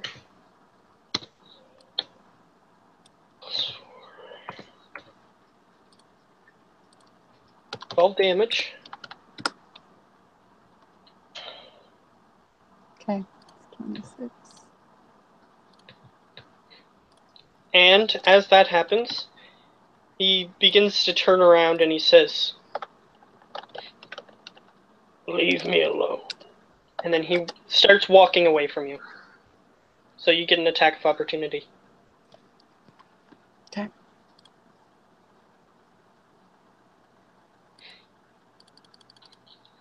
Now it's letting it go. Sorry about that. Alright, so I'll take the first one, which is Okay. 22, which hits. Alright, so he takes 5. What Alright, domain are you? Huh? What domain are you? Life. Ah, okay. Or wait, no, was it knowledge? Yeah, knowledge. yeah, knowledge. My apologies. Alright, so he starts to walk away. And he's walking past the body of your friend. Okay. He doesn't seem to have taken interest in it anymore. I'm gonna let him go since he's not harming Thranen. Alright, he continues walking. I'm gonna get you to make a religion check as he's walking away, actually. Alright, this thing is a revenant, which is why it's saying that you're not a target. So you weren't a target for its ire, so that's why it's trying to ignore you. Okay. And what does my character know about them? Just that. That they seek vengeance upon people that they have grudges against, basically. Okay. And it seems like it was being controlled to go after Thranen. Okay. So it wouldn't have had a grudge against him unless if it was being controlled. Okay. So Cool. it's just walking away now. It doesn't seem to have any targets for its ire, so it's just leaving. Just doesn't want you to keep damaging it. Would my character realize that since it doesn't have a target any longer, then Thranen's probably dead? Yes, you would. You would realize that. Okay, I go over to Thranen's. Loot the body! I go over No. to Thranen's remains and see if I can bring him back in any way. Being a I have a construct, will. probably not. I wrote a will. I was in town. I wrote a will. Oh, okay. All right. So, how do you want to try to resurrect him? Do you have a spell that resurrects people? I'm not sure I could do it on a construct or a warforged, so I'm just gonna Actually, I don't believe there's a rule saying that Warforged can't be revived. That's true. So what I'm gonna do is I'm gonna say make an Arcana check. kinda go faster. Alright, even with a 9, since your knowledge domain, I'm gonna say that you know this anyway. Basically, these things are very, very rare in this world. And you know that's how they work. They have the soul box in them. And you know that resurrection spells can restore the arcane runes on it, and it will retrieve the soul. So basically, it will resurrect it if you have a resurrection spell. Okay. Bring me back to life! Wake me up. So, which spell do you wish to use? Alright, Jack Squad, I can Do you really have do for any? him right now. There is nothing I can do for him right now. So I'll bring his body back with me. Alright, so I'm just curious as a DM, what spell do you have that can resurrect him? I'm guessing I've got Jack Revivify. Squad.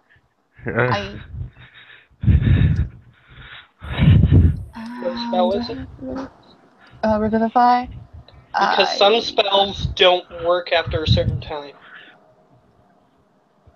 I could cast it tomorrow. I can cast it after a long rest. Revivify, you'd have So is to, it Revivify? You'd have to be, it's like the last minute. Wait, Revivify. I don't have Spare the Dying. That you have to still be alive. Yeah. I don't have very much I can do for him. Well, Revivify doesn't work after a minute. Yeah. Oh, okay. Well then, yeah. So you have nothing that can help him. Unless if you have a better Until your spell than 9th level. At 9th Yeah. level, you get raised to dead. If you can get to level 9 within the week, you can revive me. That's totally plausible. Totally. Yeah. There is a spell that can raise the dead from within 100 years if they died within 100 years. We'll just store him in a locker. It's fine. Yeah, but you have to be a lot higher level in order to get this spell. I think that one's like a level 13 or something. That's even more unlikely. So if you manage to get to that level, or if you find somebody who has the ability, so if you find a cleric within the week, you easily be able to find a cleric that will. Like if you get somewhere where a cleric would be within the week, you'd easily be able to find one that would be able to resurrect it. But it would cost money, or it will cost something else to do. I'm still gonna bring his body with me. Alright. I don't know, I'll figure something out. Alright. So you do know that he is lifeless, so. Also, training has the orb of light, right? Yep. It's in him, so as long as she takes him with her. By the way, the wheel is in my left pocket, just so you know. Okay. Well, she's not searching, or her character's not searching it. You hear banging from my chest. Yes, that's true as well. Oh!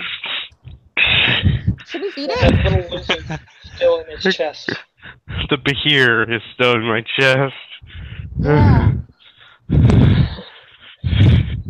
So, we'll let you deal with that later. At the moment, you have to deal with a bunch of undead that seem to be in the area. So, where are you headed? Slowly back to where the portal was. Maybe it's closed. Alright, so if I I'll see say a that board, you You can see the portal from where you are, because it's quite large. It's 100 feet tall, so you can see it in the distance. How many 100 feet? Oh, you can see that for a long time. How many undead are around? Are they still pouring out? You see that there are undead in the fields, just wandering around looking for something. Are they coming out of the portal still? You can't see that far, but you can see the top of the portal is still open. Like you're on the back side of it, so you can see the black pane of glass-looking substance. Okay. So you can see that from the back, but you can't see if they're actually coming out of it. But it's still open, so you can assume whether or not your character would think some are coming out or not. But you can't see that. Are the undead just milling around? Yeah, they're just wandering around at this point. Okay. I'm gonna try to find. Crap. Are they concentrated in one area, or they're like just spread out everywhere? They're fanning out in a circular method from the. So the epicenter of the circle would be the portal, and they're fanning out circularly. Okay, I'm gonna try to. Just so you guys know, I'm gonna have to leave in like half an hour. Just so you guys know. Yeah. Okay. I'm going to head east to meet up with everybody else. So we'll see if I can find everybody else. All right.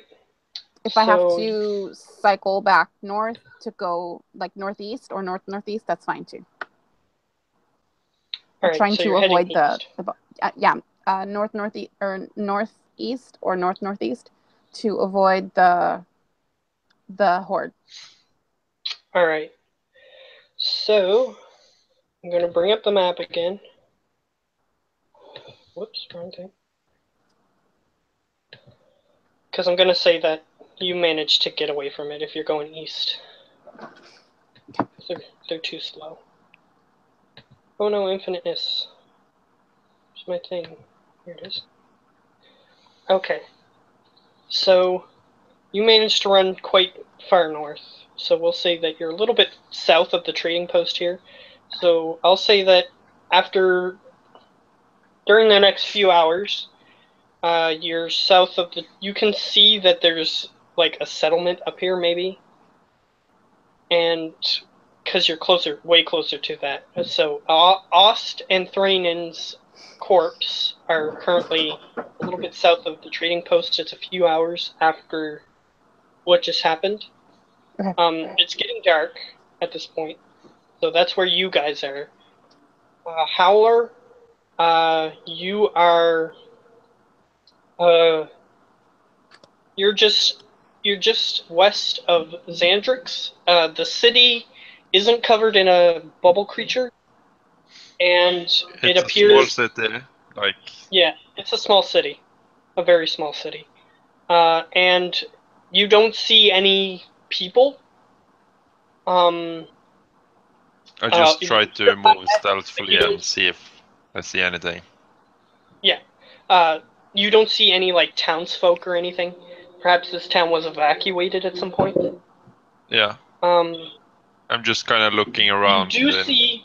Oh, okay. You do see on the just from the outskirts. You do see that there appears to be a barricade that was set up at some point, and parts of it are exploded.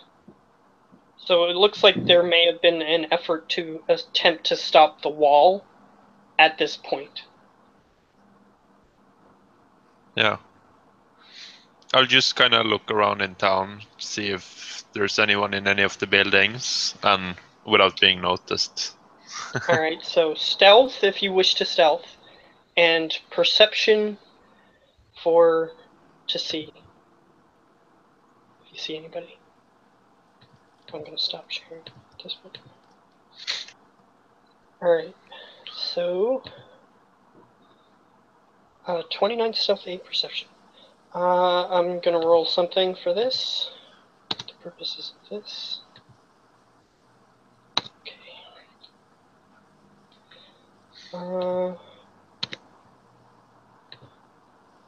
Yeah, you don't notice anybody. Okay. So I just keep walking around. Do I find any place like a tavern or something like that? It's all abandoned, but yes, there is a tavern that's located within this area that you can easily just get to. It's all abandoned. The sign, there used to be a sign on it, and it's broken off. You don't know where the sign is at this point, but it looks like you look in the window, and it looks like it's got bar stools and stuff like that. So. Okay. So I try and get in there without disturbing the place, so it looks untouched. All right. Actually, I need to roll something else. Just a second before we move on. Okay. So you go in there, and it looks like there's like drinks that are half empty, that sort of thing. It looks like people got out of here in a hurry, like half-eaten plates of food. That sort of So thing. it's long rotten. So it's not like newly. Yeah, this is months old. So you assume that this happened at the when the wall came by here.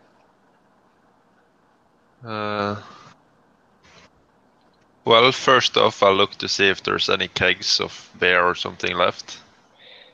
There's stuff here that people abandoned. So there's various liquors. I'll take a few of those bottles into my bag and I'll accommodate a room. You will accommodate a room, you said? Yeah, I will find a room for myself. And that's basically the end of the day for me. Alright. But I I wonder try how to... Torek is doing. Yeah, I try to lock the room and all of that. And like if Alright. somebody were to walk by, they don't see it or see anything suspicious. So I'm gonna ask you, do you hide your tracks or anything? Actually, everyone would have known about the beef jerky, right? That I stole. Yeah. I'll just leave outside in the town. I'll just leave a couple of beef jerky around, easily found. So if somebody steps by, they know I'm here.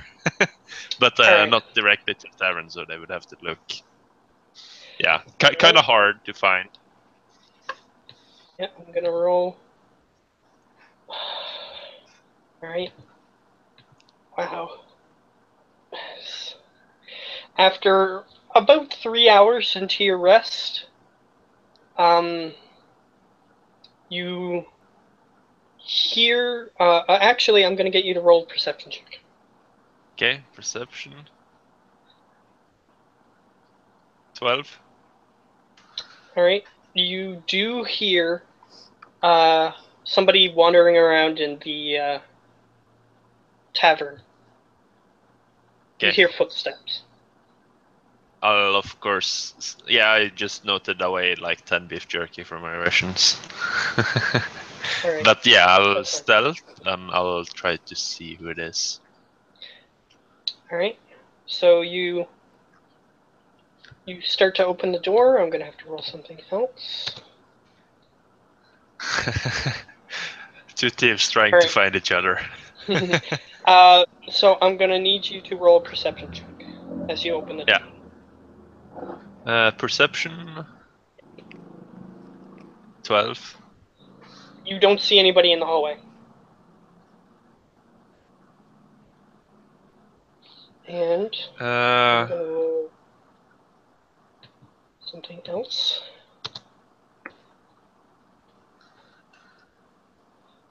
Okay.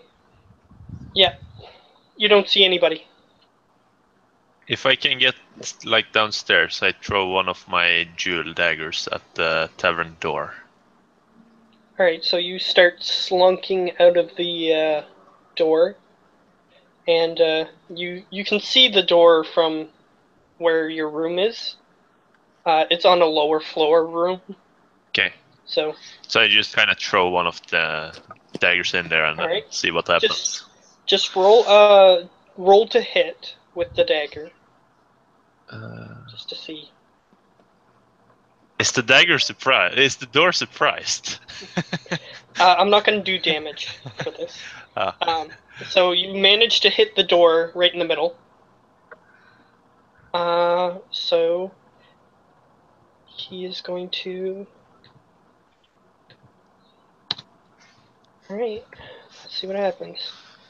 I'm going to need you to roll a perception check.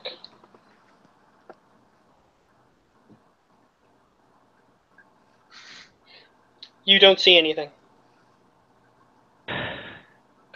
Hopefully that's not bad. Well, I'm not sure if it's bad or good, so I will quietly So are you move stealthing? away. Yeah, I'm stealthing. I don't know if Okay. it's hostile or not. But like Alright. that's my dagger. Better safe like than sorry. everyone would have known that's my dagger if they're from my party. Sure, yeah. They would have known that you So, stole that, yes.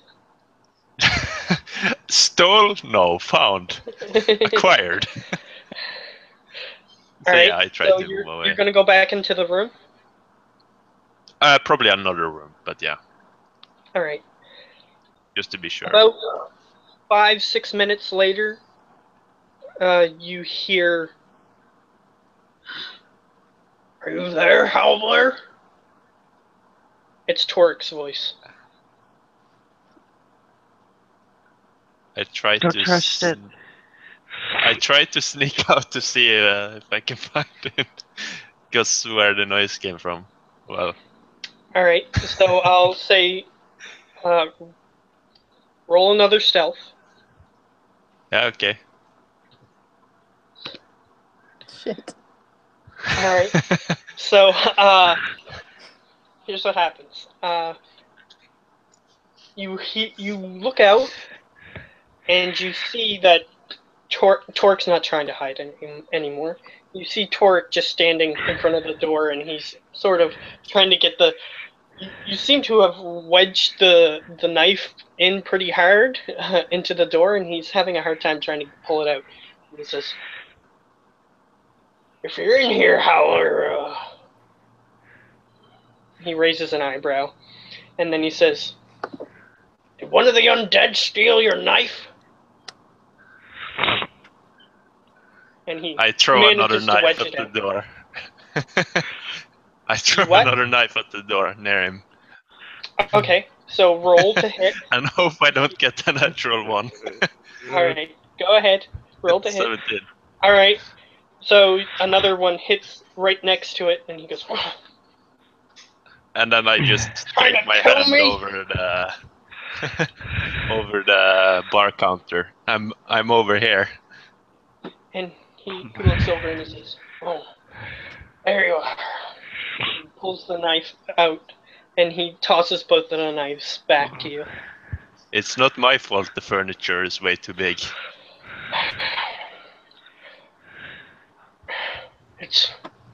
I realize that we were both way too careful. We both were cautious. I heard something. I saw the beef jerky lying around. Thought something may have gotten you, so I was being careful, but I guess we were both being too careful." Yeah. And he just sits down. So yeah, did you see what happened to the others? I didn't see. I was being chased by that guy in the fancy clothes that turned into a wolf. Oh, so he's a werewolf of some sort. I don't think so. Oh. Anyways, did you pick up the beef jerky? So it's bad to leave traces. He places it on the counter. Here. I was thinking of staying here for a little while and then go out to find others. Maybe they'll come here too, once they realize we've split up. True. It was a pretty bad fight there, huh? Yeah. You guys are going to be tackling this stuff. How do you expect to beat something like that? Well, by tactically retreating. And I laugh. Seems like... He just seems slightly deep in thought. Yeah, so I guess I would talk to him a while. So what's the other doing? Or Alright, so we can move on to the other guys. Ost, you walk past this trading post. You saw it on your way to where you got trapped in the bubble creature. Mhm. So, on your way to Gaio, you saw this trading post, and you can see it, and it's getting dark at this point. Okay. Do So I catch up with? It's Go ahead. just to explain what's there. The buildings are there's 4 buildings on one side and a tent on the other side of the road. And one's an inn, and the others just seem to be like 2 houses and a storage shed. And the tent seems to be for the guy who sells stuff that lives here. Apparently, when you guys were retreating up this way, he tried to sell you stuff. Okay. So, that's what's there. So you wanted to know if the other guys are there? Yeah. Let me just see. I'm just gonna roll a d20, see what happens.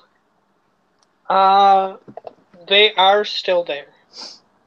You see that they are standing outside the inn, and they seem to be. They seem to have a few other people around them.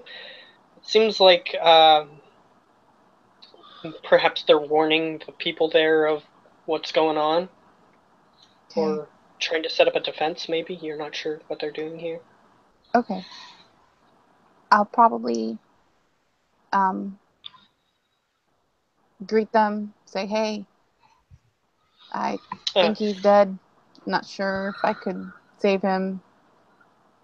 Jaden looks up and he says, "You're sure that Brandon's dead?" And he walks up and he tries to see if there's anything he can do, which there's nothing. Mhm. So he just says, "Sure, he's not. He was like this when we first found him, inert. I don't know what was wrong with him then, so not exactly sure what's wrong with him now." I tell him that a revenant, or what's it called? Yeah, Revenant. A revenant was going after him. It specifically said I was not a target, and it kept chasing Thranen. At some point, Thranen looked like, just a pile of armor and stuff, pile of parts, and it stopped going after him. So I can assume he's He dead. seemed to. He starts looking him over. He says, "He did seem a lot more whole when we first encountered him. He seems a lot less intact. He just seems like he's grieving."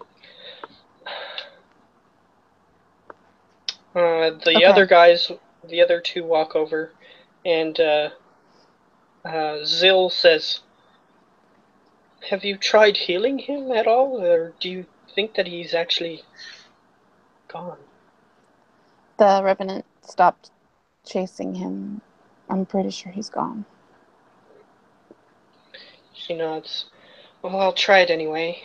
And she just plays a little ditty on her violin to see if anything happens. Obviously, nothing happens. She says, "Yeah, seems like he's gone. I don't know of any clerics nearby. Might be some back in And she moves her head towards where you guys came from. Might be some there, I don't know. And you've been living there for a month, so I'm going to get you to roll just a d20.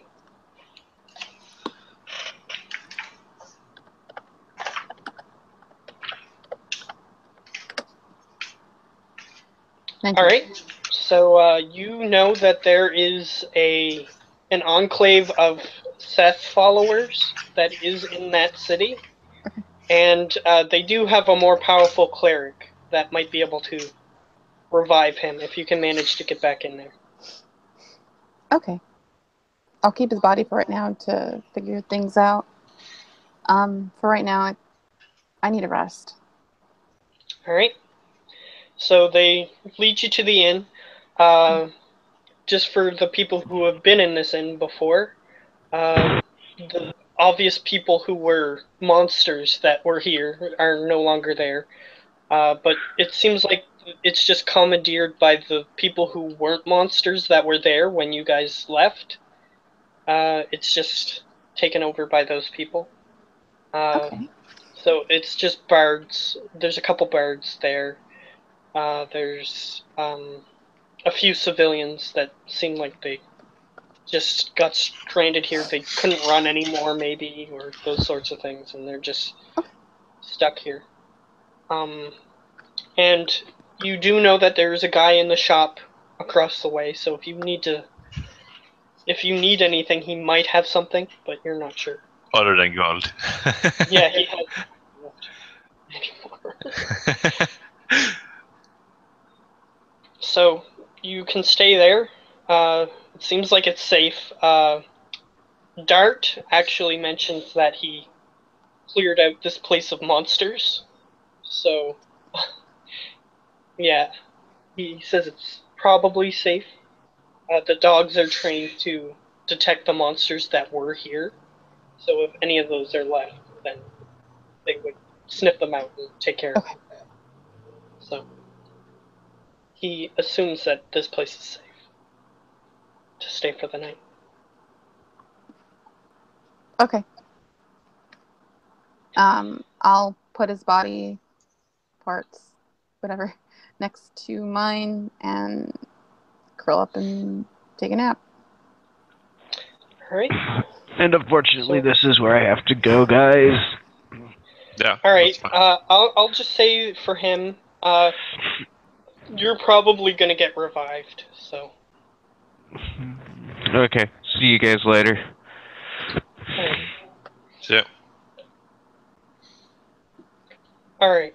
So, we'll say that you guys rest until the morning, and since he's dead, we can continue if you want for a little bit. I have 45 minutes. All right. Same. All right. So we'll go for a little bit longer at least. Try to get you guys to a safer, or see if you can get him revived or not. Okay. But first, since Howler's been waiting a little bit, you wake up and Torek is there with you. Oh yeah, you want to see something? I haven't checked it out myself yet. Oh, I take out the locked box. He rubs his hands together and he says, "I'll crack it open." Have any idea what's in there? Want to take a guess? I think it's gambling chips.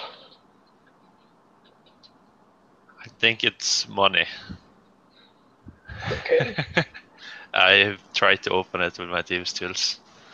Right, so you have to roll. It is a lockbox, so you do need to roll, and you got obscenely good.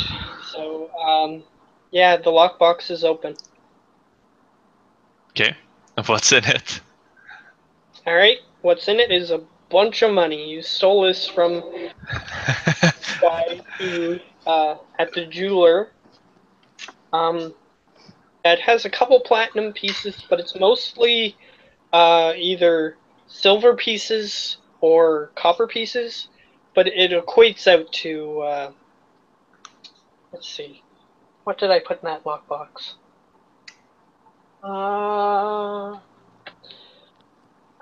Okay, it's about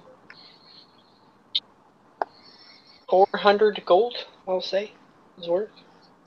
400 gold. Okay. That particular lockbox, yeah. I guess I won that bet, so I'll be keeping these then. Fair enough. So, what are we gonna do? Just wait around here? See if they show up? They might. Let's just look around town one more time, see if we can find them. They don't have. They tend to leave a bit more trail than me and you. But if not, then let's head to the trading post and then the boat. Okay. Yeah, and we should be careful at the trading post because it might be overrun with undead. So, just a quick look first. That's true.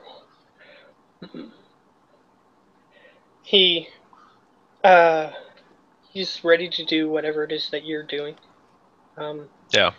So I just kind of take a last look around town quietly, of course. All right, investigation. Since investigation. You're investigating the town. Fits well enough. Yeah, you maxed out. It doesn't look like your friends are here, but as you're walking around, you notice that you notice out of the corner of your eye some movement. It's down an alleyway as you're walking past it. I say quietly, just hush to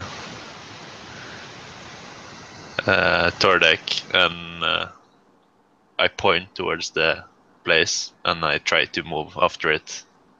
Alright. So yeah, I guess that would be a stealth for me too. Yeah, he rolled his stealth. As soon as you said shh, he rolled stealth. I will. Yeah, I will re-roll because I have 3 lucks again. Alright. That's better than 15. So yeah, I'll move after the shadow.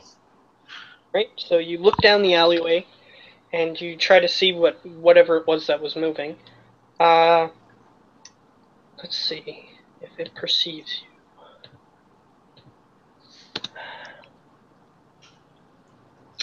What's its perception? Alright. It doesn't notice you.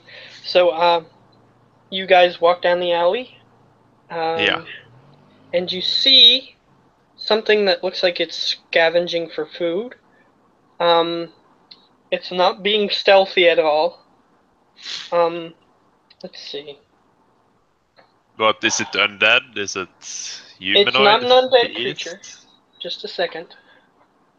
Let's see. It looks like a small chicken-sized creature. And it looks like a bird. Except it's got like bat-looking type wings, and it's got spines on its head and its back, and it's got a really long whip-sized tail, so about like this thick. It's just rat-like, and it's just pecking at something on the ground. First, can I make a history check to see if I've heard about it? You can make a nature check, yes. Nature. Yeah, but you can roll history if you want. Okay, yeah, nature I already rolled. Alright. So, this creature is a cockatrice, which is a pretty bad thing to just run into. It just looks like it's scavenging for some food. It doesn't notice you. Would I put it on the dangerous side, or? It can glare at... Let me see. Yeah, it can glare at you and turn you to stone. Okay, so I slowly back away. hoping to not disturb it. And I signal to him, don't, just... Yeah, I'm backing away. So he sees that you're backing off, and he just nods, and you guys start walking. Yeah, so we head out of town then, I guess. Shadow. It wasn't covered in shadow or anything. It was just a regular creature trying to look for something to eat. Yeah, I just don't want it to get turned to stone, so... That would be bad news. So yeah, it's just sitting in there, and it's just pecking at the ground. So then we would, I guess, head out of town, just a bit away from the road, so we can see if anyone's walking on the road, but we're not as easily seen. Kind of. That's the plan. Okay. Okay, so you guys are going to leave the town and start heading north? Yeah. Okay. Fair enough. I'm assuming we took the time to just check around, but we didn't find anything. That's what the crit allowed you to see that thing before it ambushed you or anything. So yeah, you managed to see that thing. Yeah. So if you would have stuck around town, it might have noticed you, but if you're leaving, then it's not gonna chase you or anything. Yeah, we're leaving. So we'll move back to Ost. Ost, you awaken, and you're laying next to this robot type creature, and it's just laying there, inert. Okay. Rally the troops. Where should we go? All right. So the rest of the group is adamant on continuing east. Let's see. Jart did say that he stayed up most of the night. He's going to ride in the cart all the way back, and he's going to sleep during that time. Fair enough. He just did to stay up. So he watched to see what happened with the undead and the large thing. Apparently, after a few hours, they gave up, and there was a noise that was heard. It was like a that nobody else seemed to have heard except him. And all the undead seemed to turn around once that noise happened, and after a couple hours, they all went to the thing, and it closed. It's gone at this point. You don't see it. Okay. Cool. The rest of the group that was going to head east anyway has decided to continue with that plan, but they're unsure of what you should do. Thrainin is dead, so they are mournful of that, but they don't know what you should do. Well, we were heading southish. Sorry? We were heading southish, I believe. Yeah, you guys can go south if you want. But you do know, based on that other role, that there is a representative of the Seth religion, sort of thing, that has... You know that there is one that's powerful enough to revive him in the city of Gaia, but you aren't sure about oh, fuck. Palazzo della Morte. Okay, so I could go north to potentially res him, or I could go south to meet up with Shorty. Yeah. And they want their airship real bad.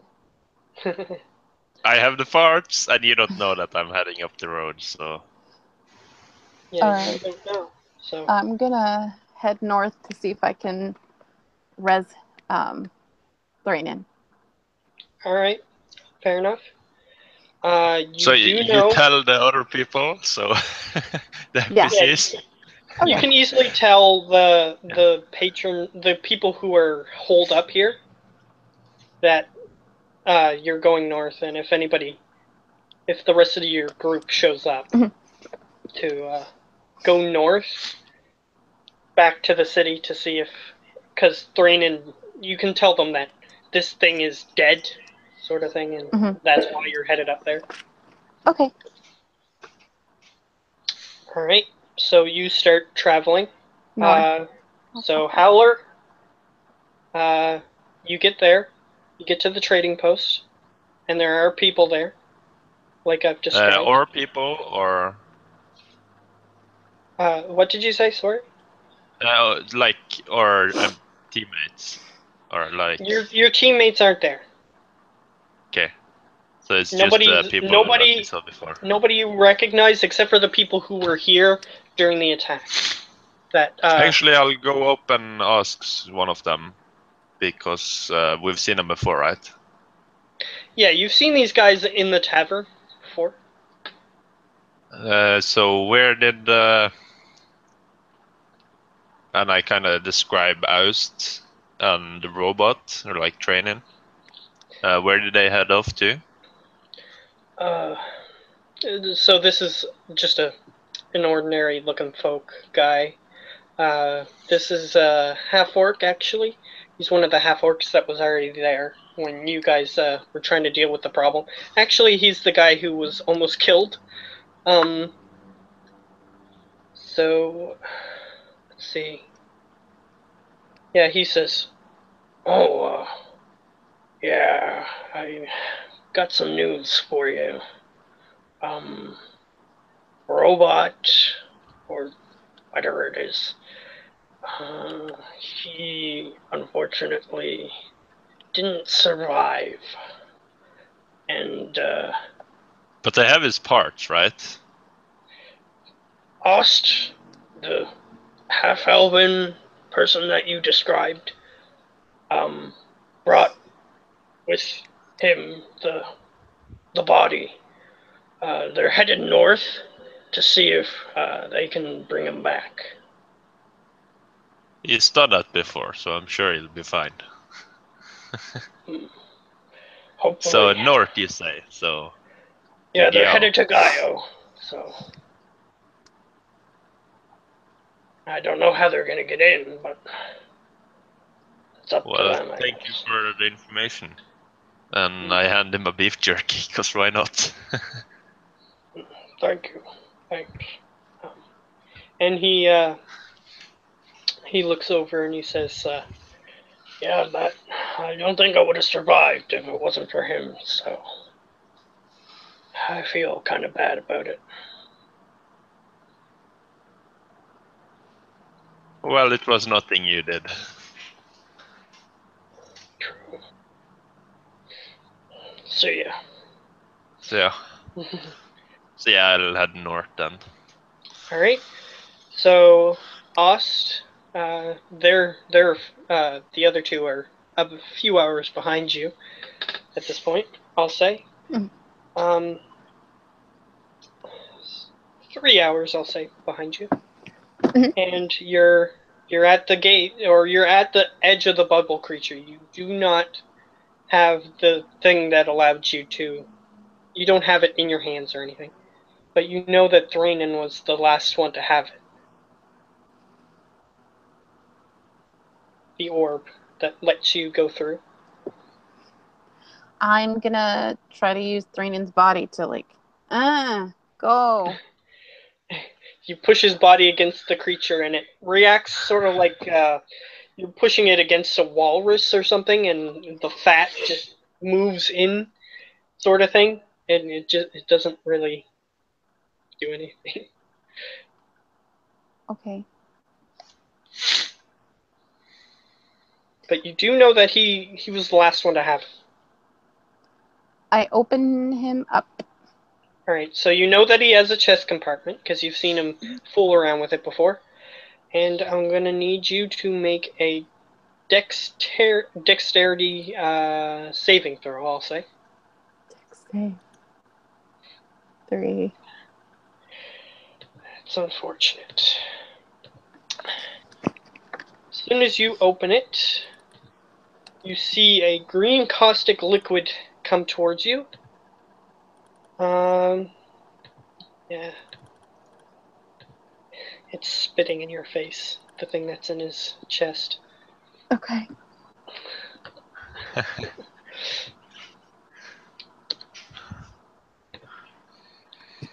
You take... Oh, that's a lot of damage. That is a lot. You take 14 damage as acid hits you squarely on the nose, and it... as the loogie, like, globule hits you in the face, it sort of, like, spreads all over your eyes, and it starts burning. You had a rest, right? So you should be at full before this. Yeah. Yeah.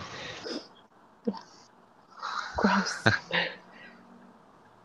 But it seems like it's not moving. It's staying put for some reason. Before it seemed like it was trying to escape at every chance it got, but now it's just not moving, and it just got mad at you for opening it and spat at you. I scold it. Alright, it just goes... and it sticks its tongue out at you a little bit. But it doesn't move. Seems like it's happy here now. It's got food there. It's not gonna try to leave. I move it off to the side a little bit. Can I see the jewel or whatever Threanin used? The orby thing? I don't know. Yeah, you can see the orb. The thing was currently standing on it, and as you sort of put your hand near it, it doesn't really want to be near your hand, so before you can even touch it, it moves out of the way. Cool. Can I pull the orb out? Sure. Pull the orb out. I go towards the, I don't know, membrane or bubble thing. Yeah. Its texture is more like blubber.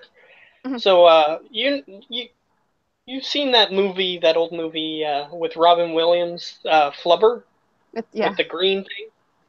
That's sort of what it's like. It's a big, huge one of those things. Okay, so I take it to the flubber and the orb. I see how it reacts.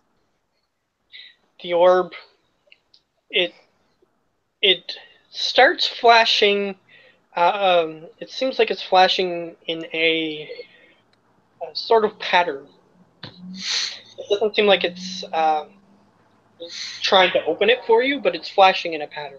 Do I recognize the pattern? That would require. It's one of the knowledge checks, but Intelligence check. I'll say yeah, just a straight line intelligence check.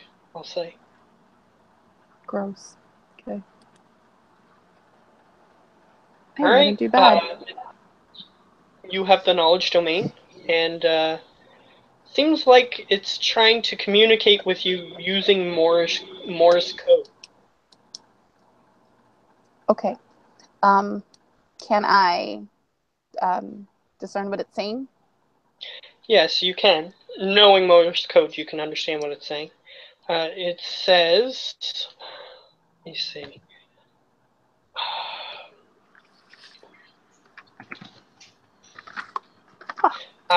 It says D-O space Y-O-U space N-E-E-D space H-E-L-P. Mm-hmm. Yes. Right? It's going to continue if you just say yes. Yes. It says...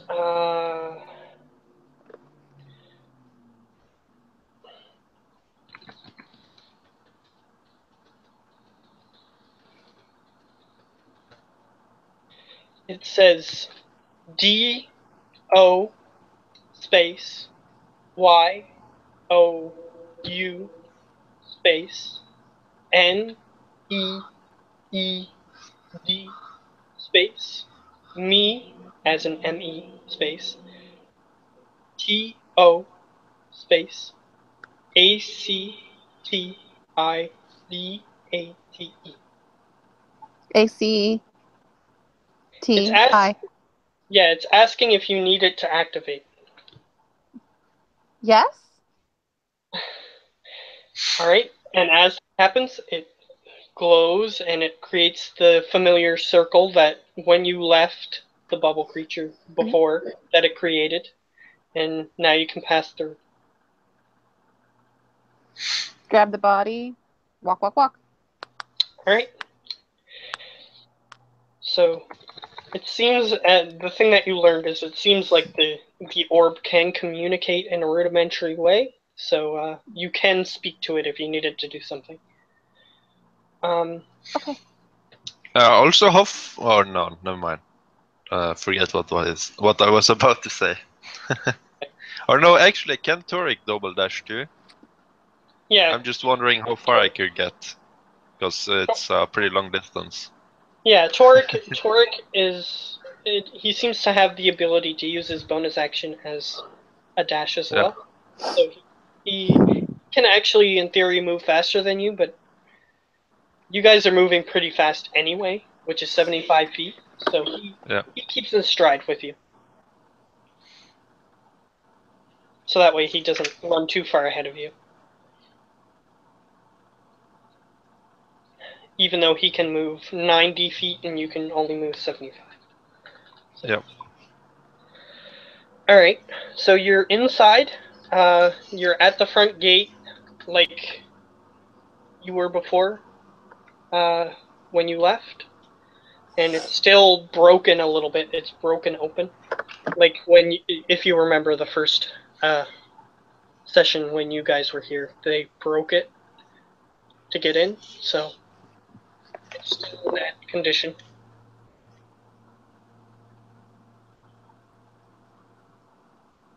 Okay. I'm gonna look for whoever I was looking for originally. Alright, so that would require getting inside the city, and you have no knowledge of how to get into the city because the gates are closed and they don't open from the side. It's like a port lattice gate sort of thing. Oh, it's okay. I'll go to the gate. Alright, you go to the gate. It's currently closed. You don't see any people nearby, apparent people, that is. Okay. Is it like a typical, I don't know, drawbridge that you'd see in, or some, not drawbridge, I mean. Yeah, it's gate. got a crank, so that's how you guys got through. Okay. And as soon as whoever it was that opened it let go, it closed at a fast pace. So you actually remember holding it open for everybody to get through. With my and then it shut. horrible strength of 15, can I try to lift it up? Sure, go ahead. That would be athletics to open it. 14. 14. You feel like you're getting it, but it's quite heavy. Okay. It's a pure iron gate. So you got it. You got it at about your knee level, and you got it about that far, and you're using your knees to try to hold it open, but you can't. With that roll, you can't open it anymore. You would have to roll again. Okay, I'll try one more time. No. Wait, that's Arcana. My apologies. Shit, worse. No, it just seems like your arms aren't strong enough to get this thing up any further. I'll probably let it fall down and yell out, "Hello!" All right. Let me see. So I'll add a little bonus for the noise that you're making. All right. So after about 5-6 minutes, you sort of call out again, maybe after about 2 minutes, just to see if anybody answers. And you see down the road a little bit. There's a building there at the end of this about 70-foot road, this stretch of road. and you see somebody coming around the corner of a building coming down this road, and the person looks and sees you standing there. I wave and yell again, "Hi!" He just raises an eyebrow. He doesn't have a helmet on or anything, but he looks like he's a guard in sort of like a guard outfit, and he just sort of walks over towards that direction, and he's sort of wary of you. Says, "Guys have played this trick before. Should I let you in or not?" And he's just looking at you suspiciously. Yeah?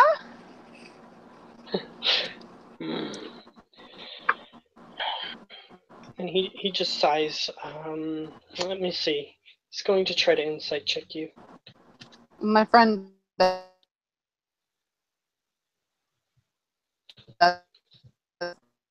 You're lagging out, Lonnie. Yeah, you like that. Oh, I am?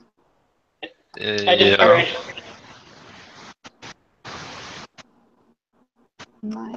That's on 8%. So I said, "Hey, why not?" All right. So he's just gonna Healing, or my friend insight. needs healing. He's still insight checking you. I'm gonna get you to make a persuasion check.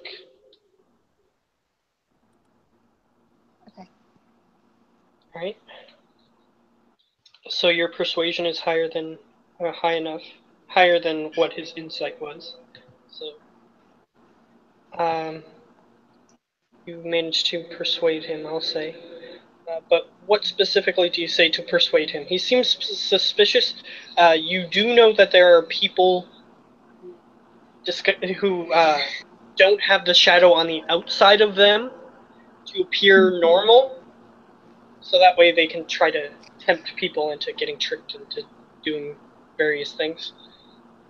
So he's suspicious of that aspect. So how do you convince him? My friend needs healing. He looks down at the ground and he says, "He does look in a bad way." Mm-hmm. All right.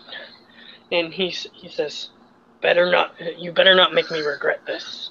And he starts pulling on the winch, getting it up, and it opens enough for you to go through. I grab the pile and I walk inside. All right. You just walk right past him. You just ignore him otherwise. No, I thank him for his generosity. Thank you, sir. Sure thing. Like I said, don't make me regret it. I don't intend to. He nods and motions for you to continue on your way. I head to where I believe the person who can help Thrain's character is. All right. So you do have your special language that I gave you that allows you to interpret symbols and those sorts of things to see where they are. And you've actually been there before. So you're walking down an alleyway, and you see it's a symbol of Seth, which is a regular symbol. It's like the two dragon wings and then like the dragon head sticking up the top. It sort of looks like a what's the word? A silhouette. That's the word. Of a dragon flying. So Seth is the dragon of shadow. So the black dragon of shadow. So it's fitting that it looks like a silhouette, and it's just sort of painted on the wall, and that signifies that there is a enclave nearby, and there's sort of like one of those manholes that leads down into the sewer, and that's where they were meeting before all this happened. So you're in front of the manhole,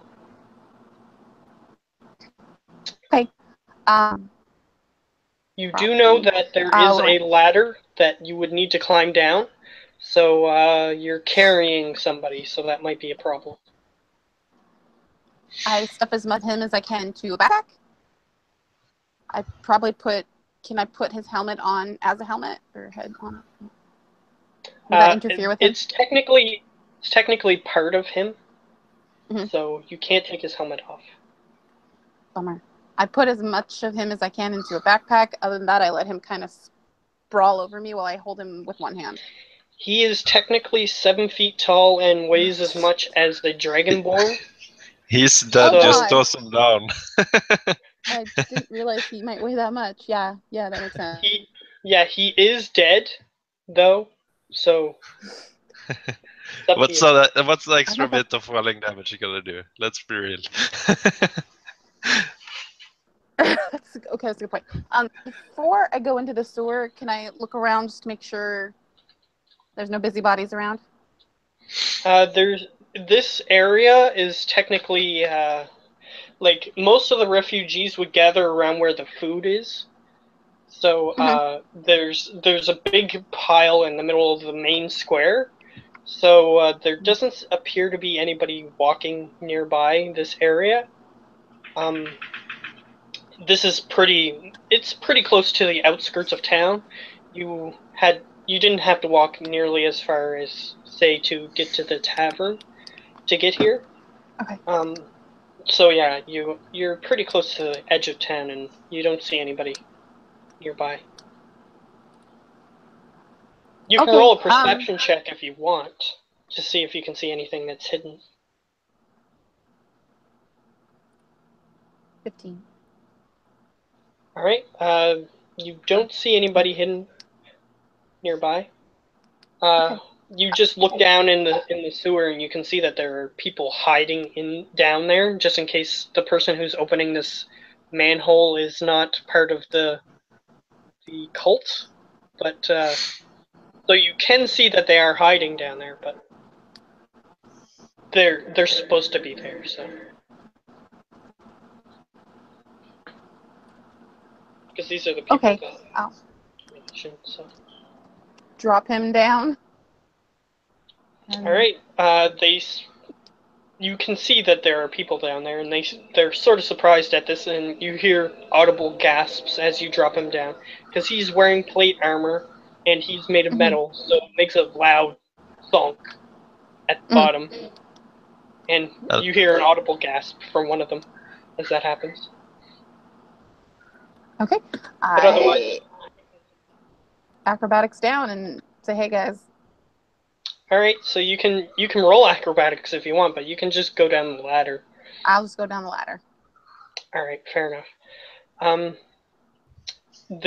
One of them says, "Oh, Cleric Ost, it is good to meet you." And they put their hands out like this, and they just put them towards their chest and bow towards you.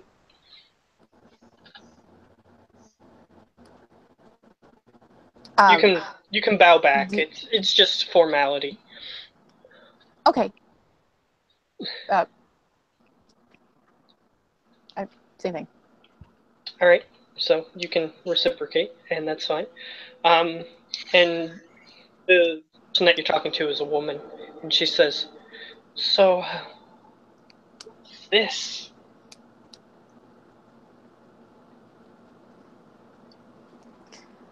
What do you mean this? She motions to the inert body of your friend. This was Thrainin. I'm hoping to make it Thrainin again. So this is a person? Kind of. And they walk over and examine, and they say, "It's made of mechanical parts. Are you sure this is a person?"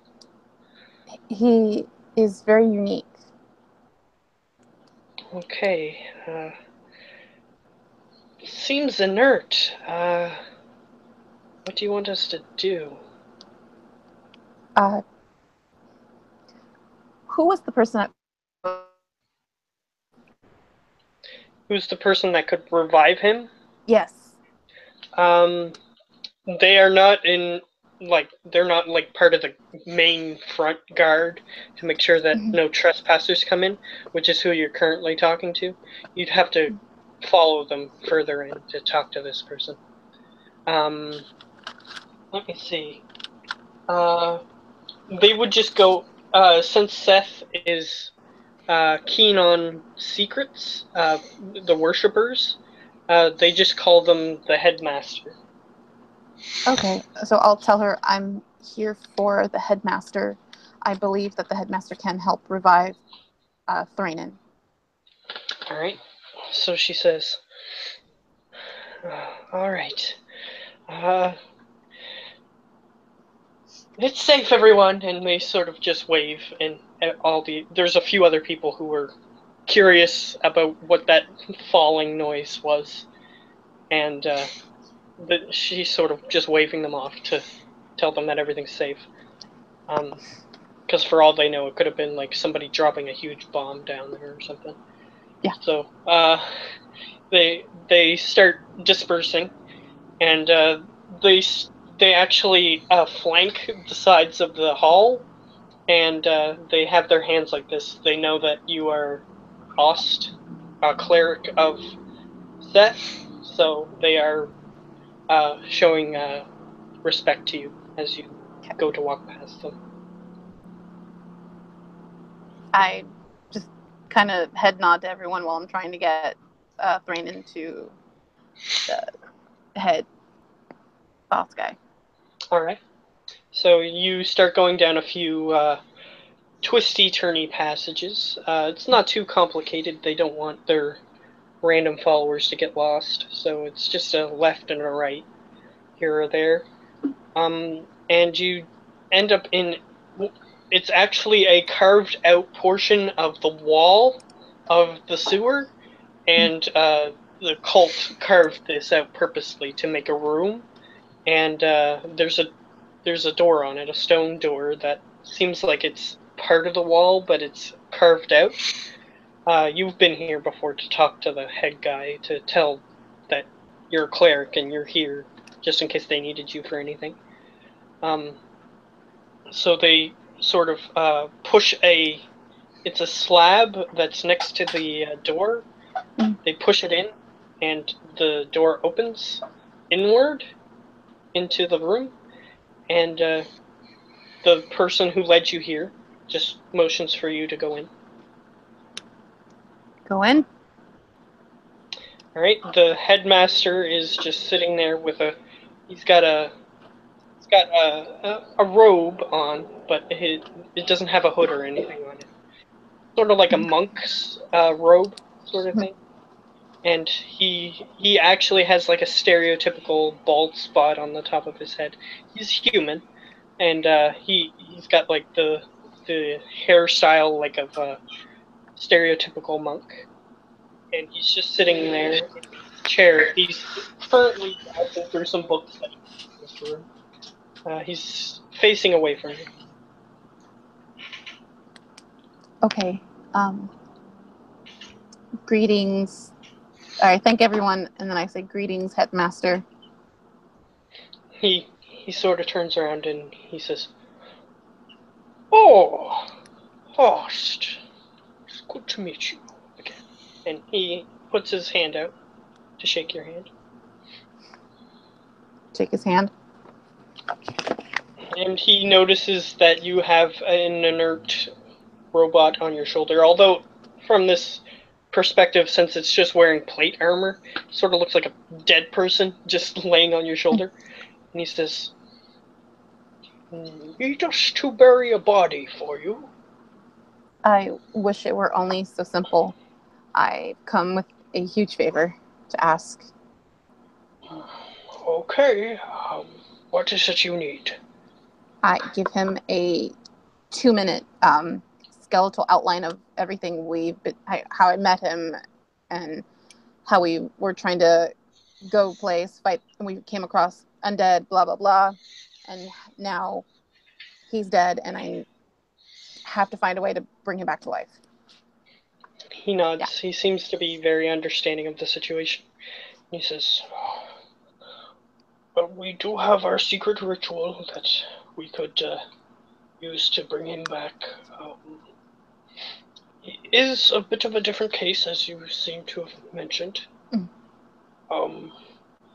So I'll try to do a ritual to see if I can recontain the soul within him. I will need to examine him though before this ceremony. See if I can locate the containment compartment. I warn him about Mr. Spitty Pants. He says, well, I guess that's a storage unit. I don't think I'll have to look in there, but I'll be careful, nevertheless. Cool. And he motions for you to go to a separate room. Okay, just making sure. My connection was fine. I got a message saying that my connection was interrupted. Okay. Same. So. Yeah, I got it too. I think Roll20 crashed, maybe. Because it doesn't say your names at the bottom anymore or anything. But that's fine. We're almost done. I'm rolling, so. Yeah, it's fine. We're almost done. So he leads you to a separate room. It's the ritual room. It's a stereotypical ritual room with something akin to a pentagram in the middle, except for it's not a pentagram. I'll get into that next time when we actually go to do the ritual. And he says, place him there. In the middle of this ritual area.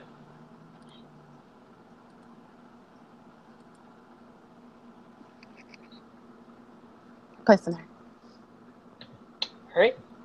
So you place him in the middle of the ritual area, and his body is inert, just splayed out, and the headmaster starts rummaging through different portions of his body.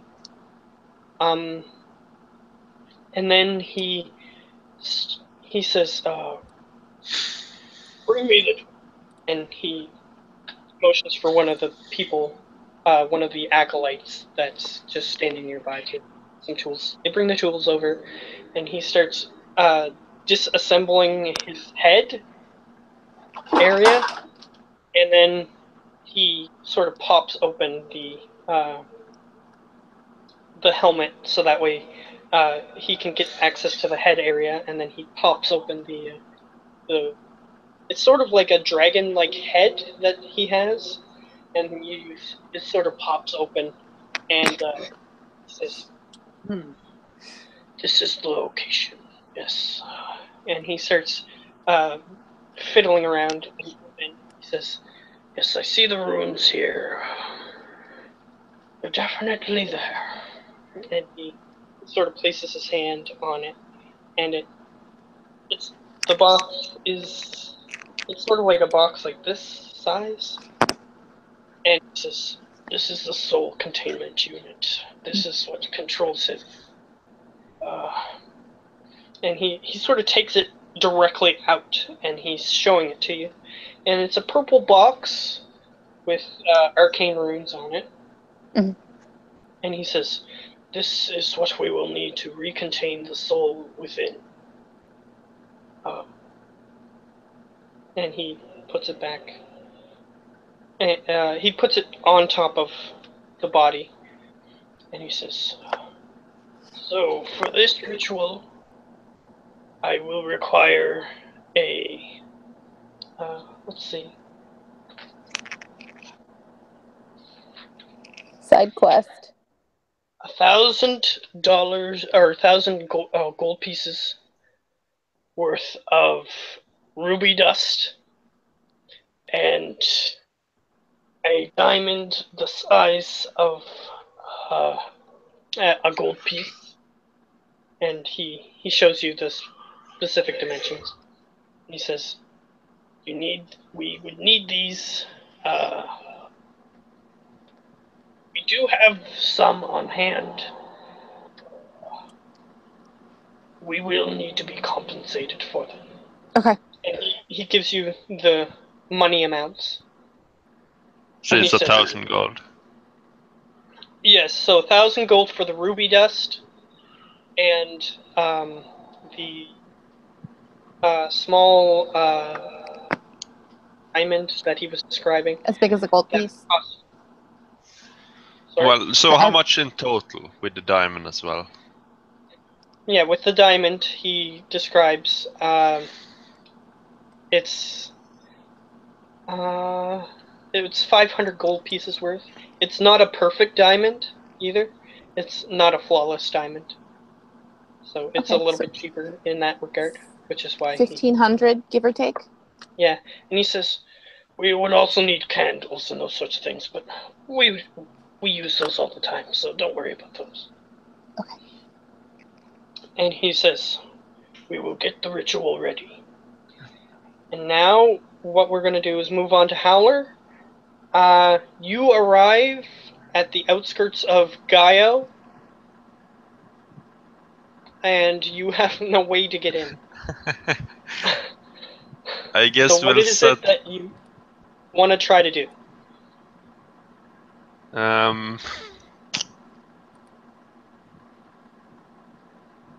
Yeah, I guess we'll just set up camp there wherever we entered last time. Okay. Or exited. Not where we entered, where we exited.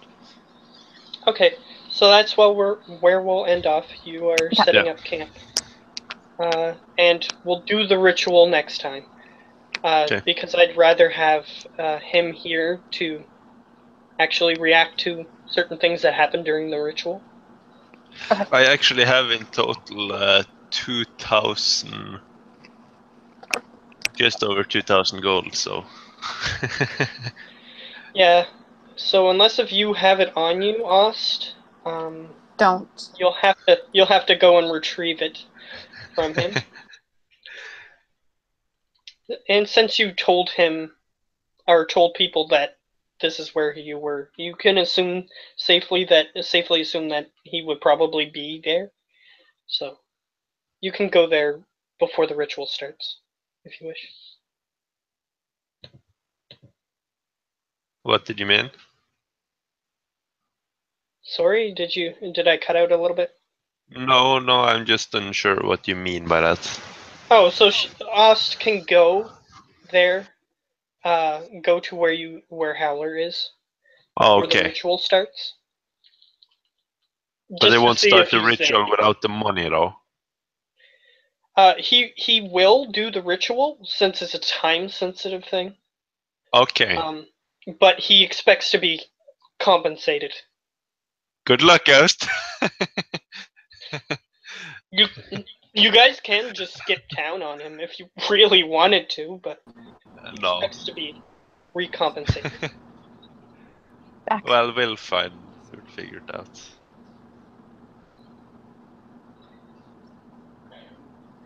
But yeah. Yeah. So for the things that happen during the ritual, I'd rather him be here for what happens. So Yeah, that's fine, and I should go anyways. yeah, it's time anyway. So I gotta skedaddle See ya. too. See ya.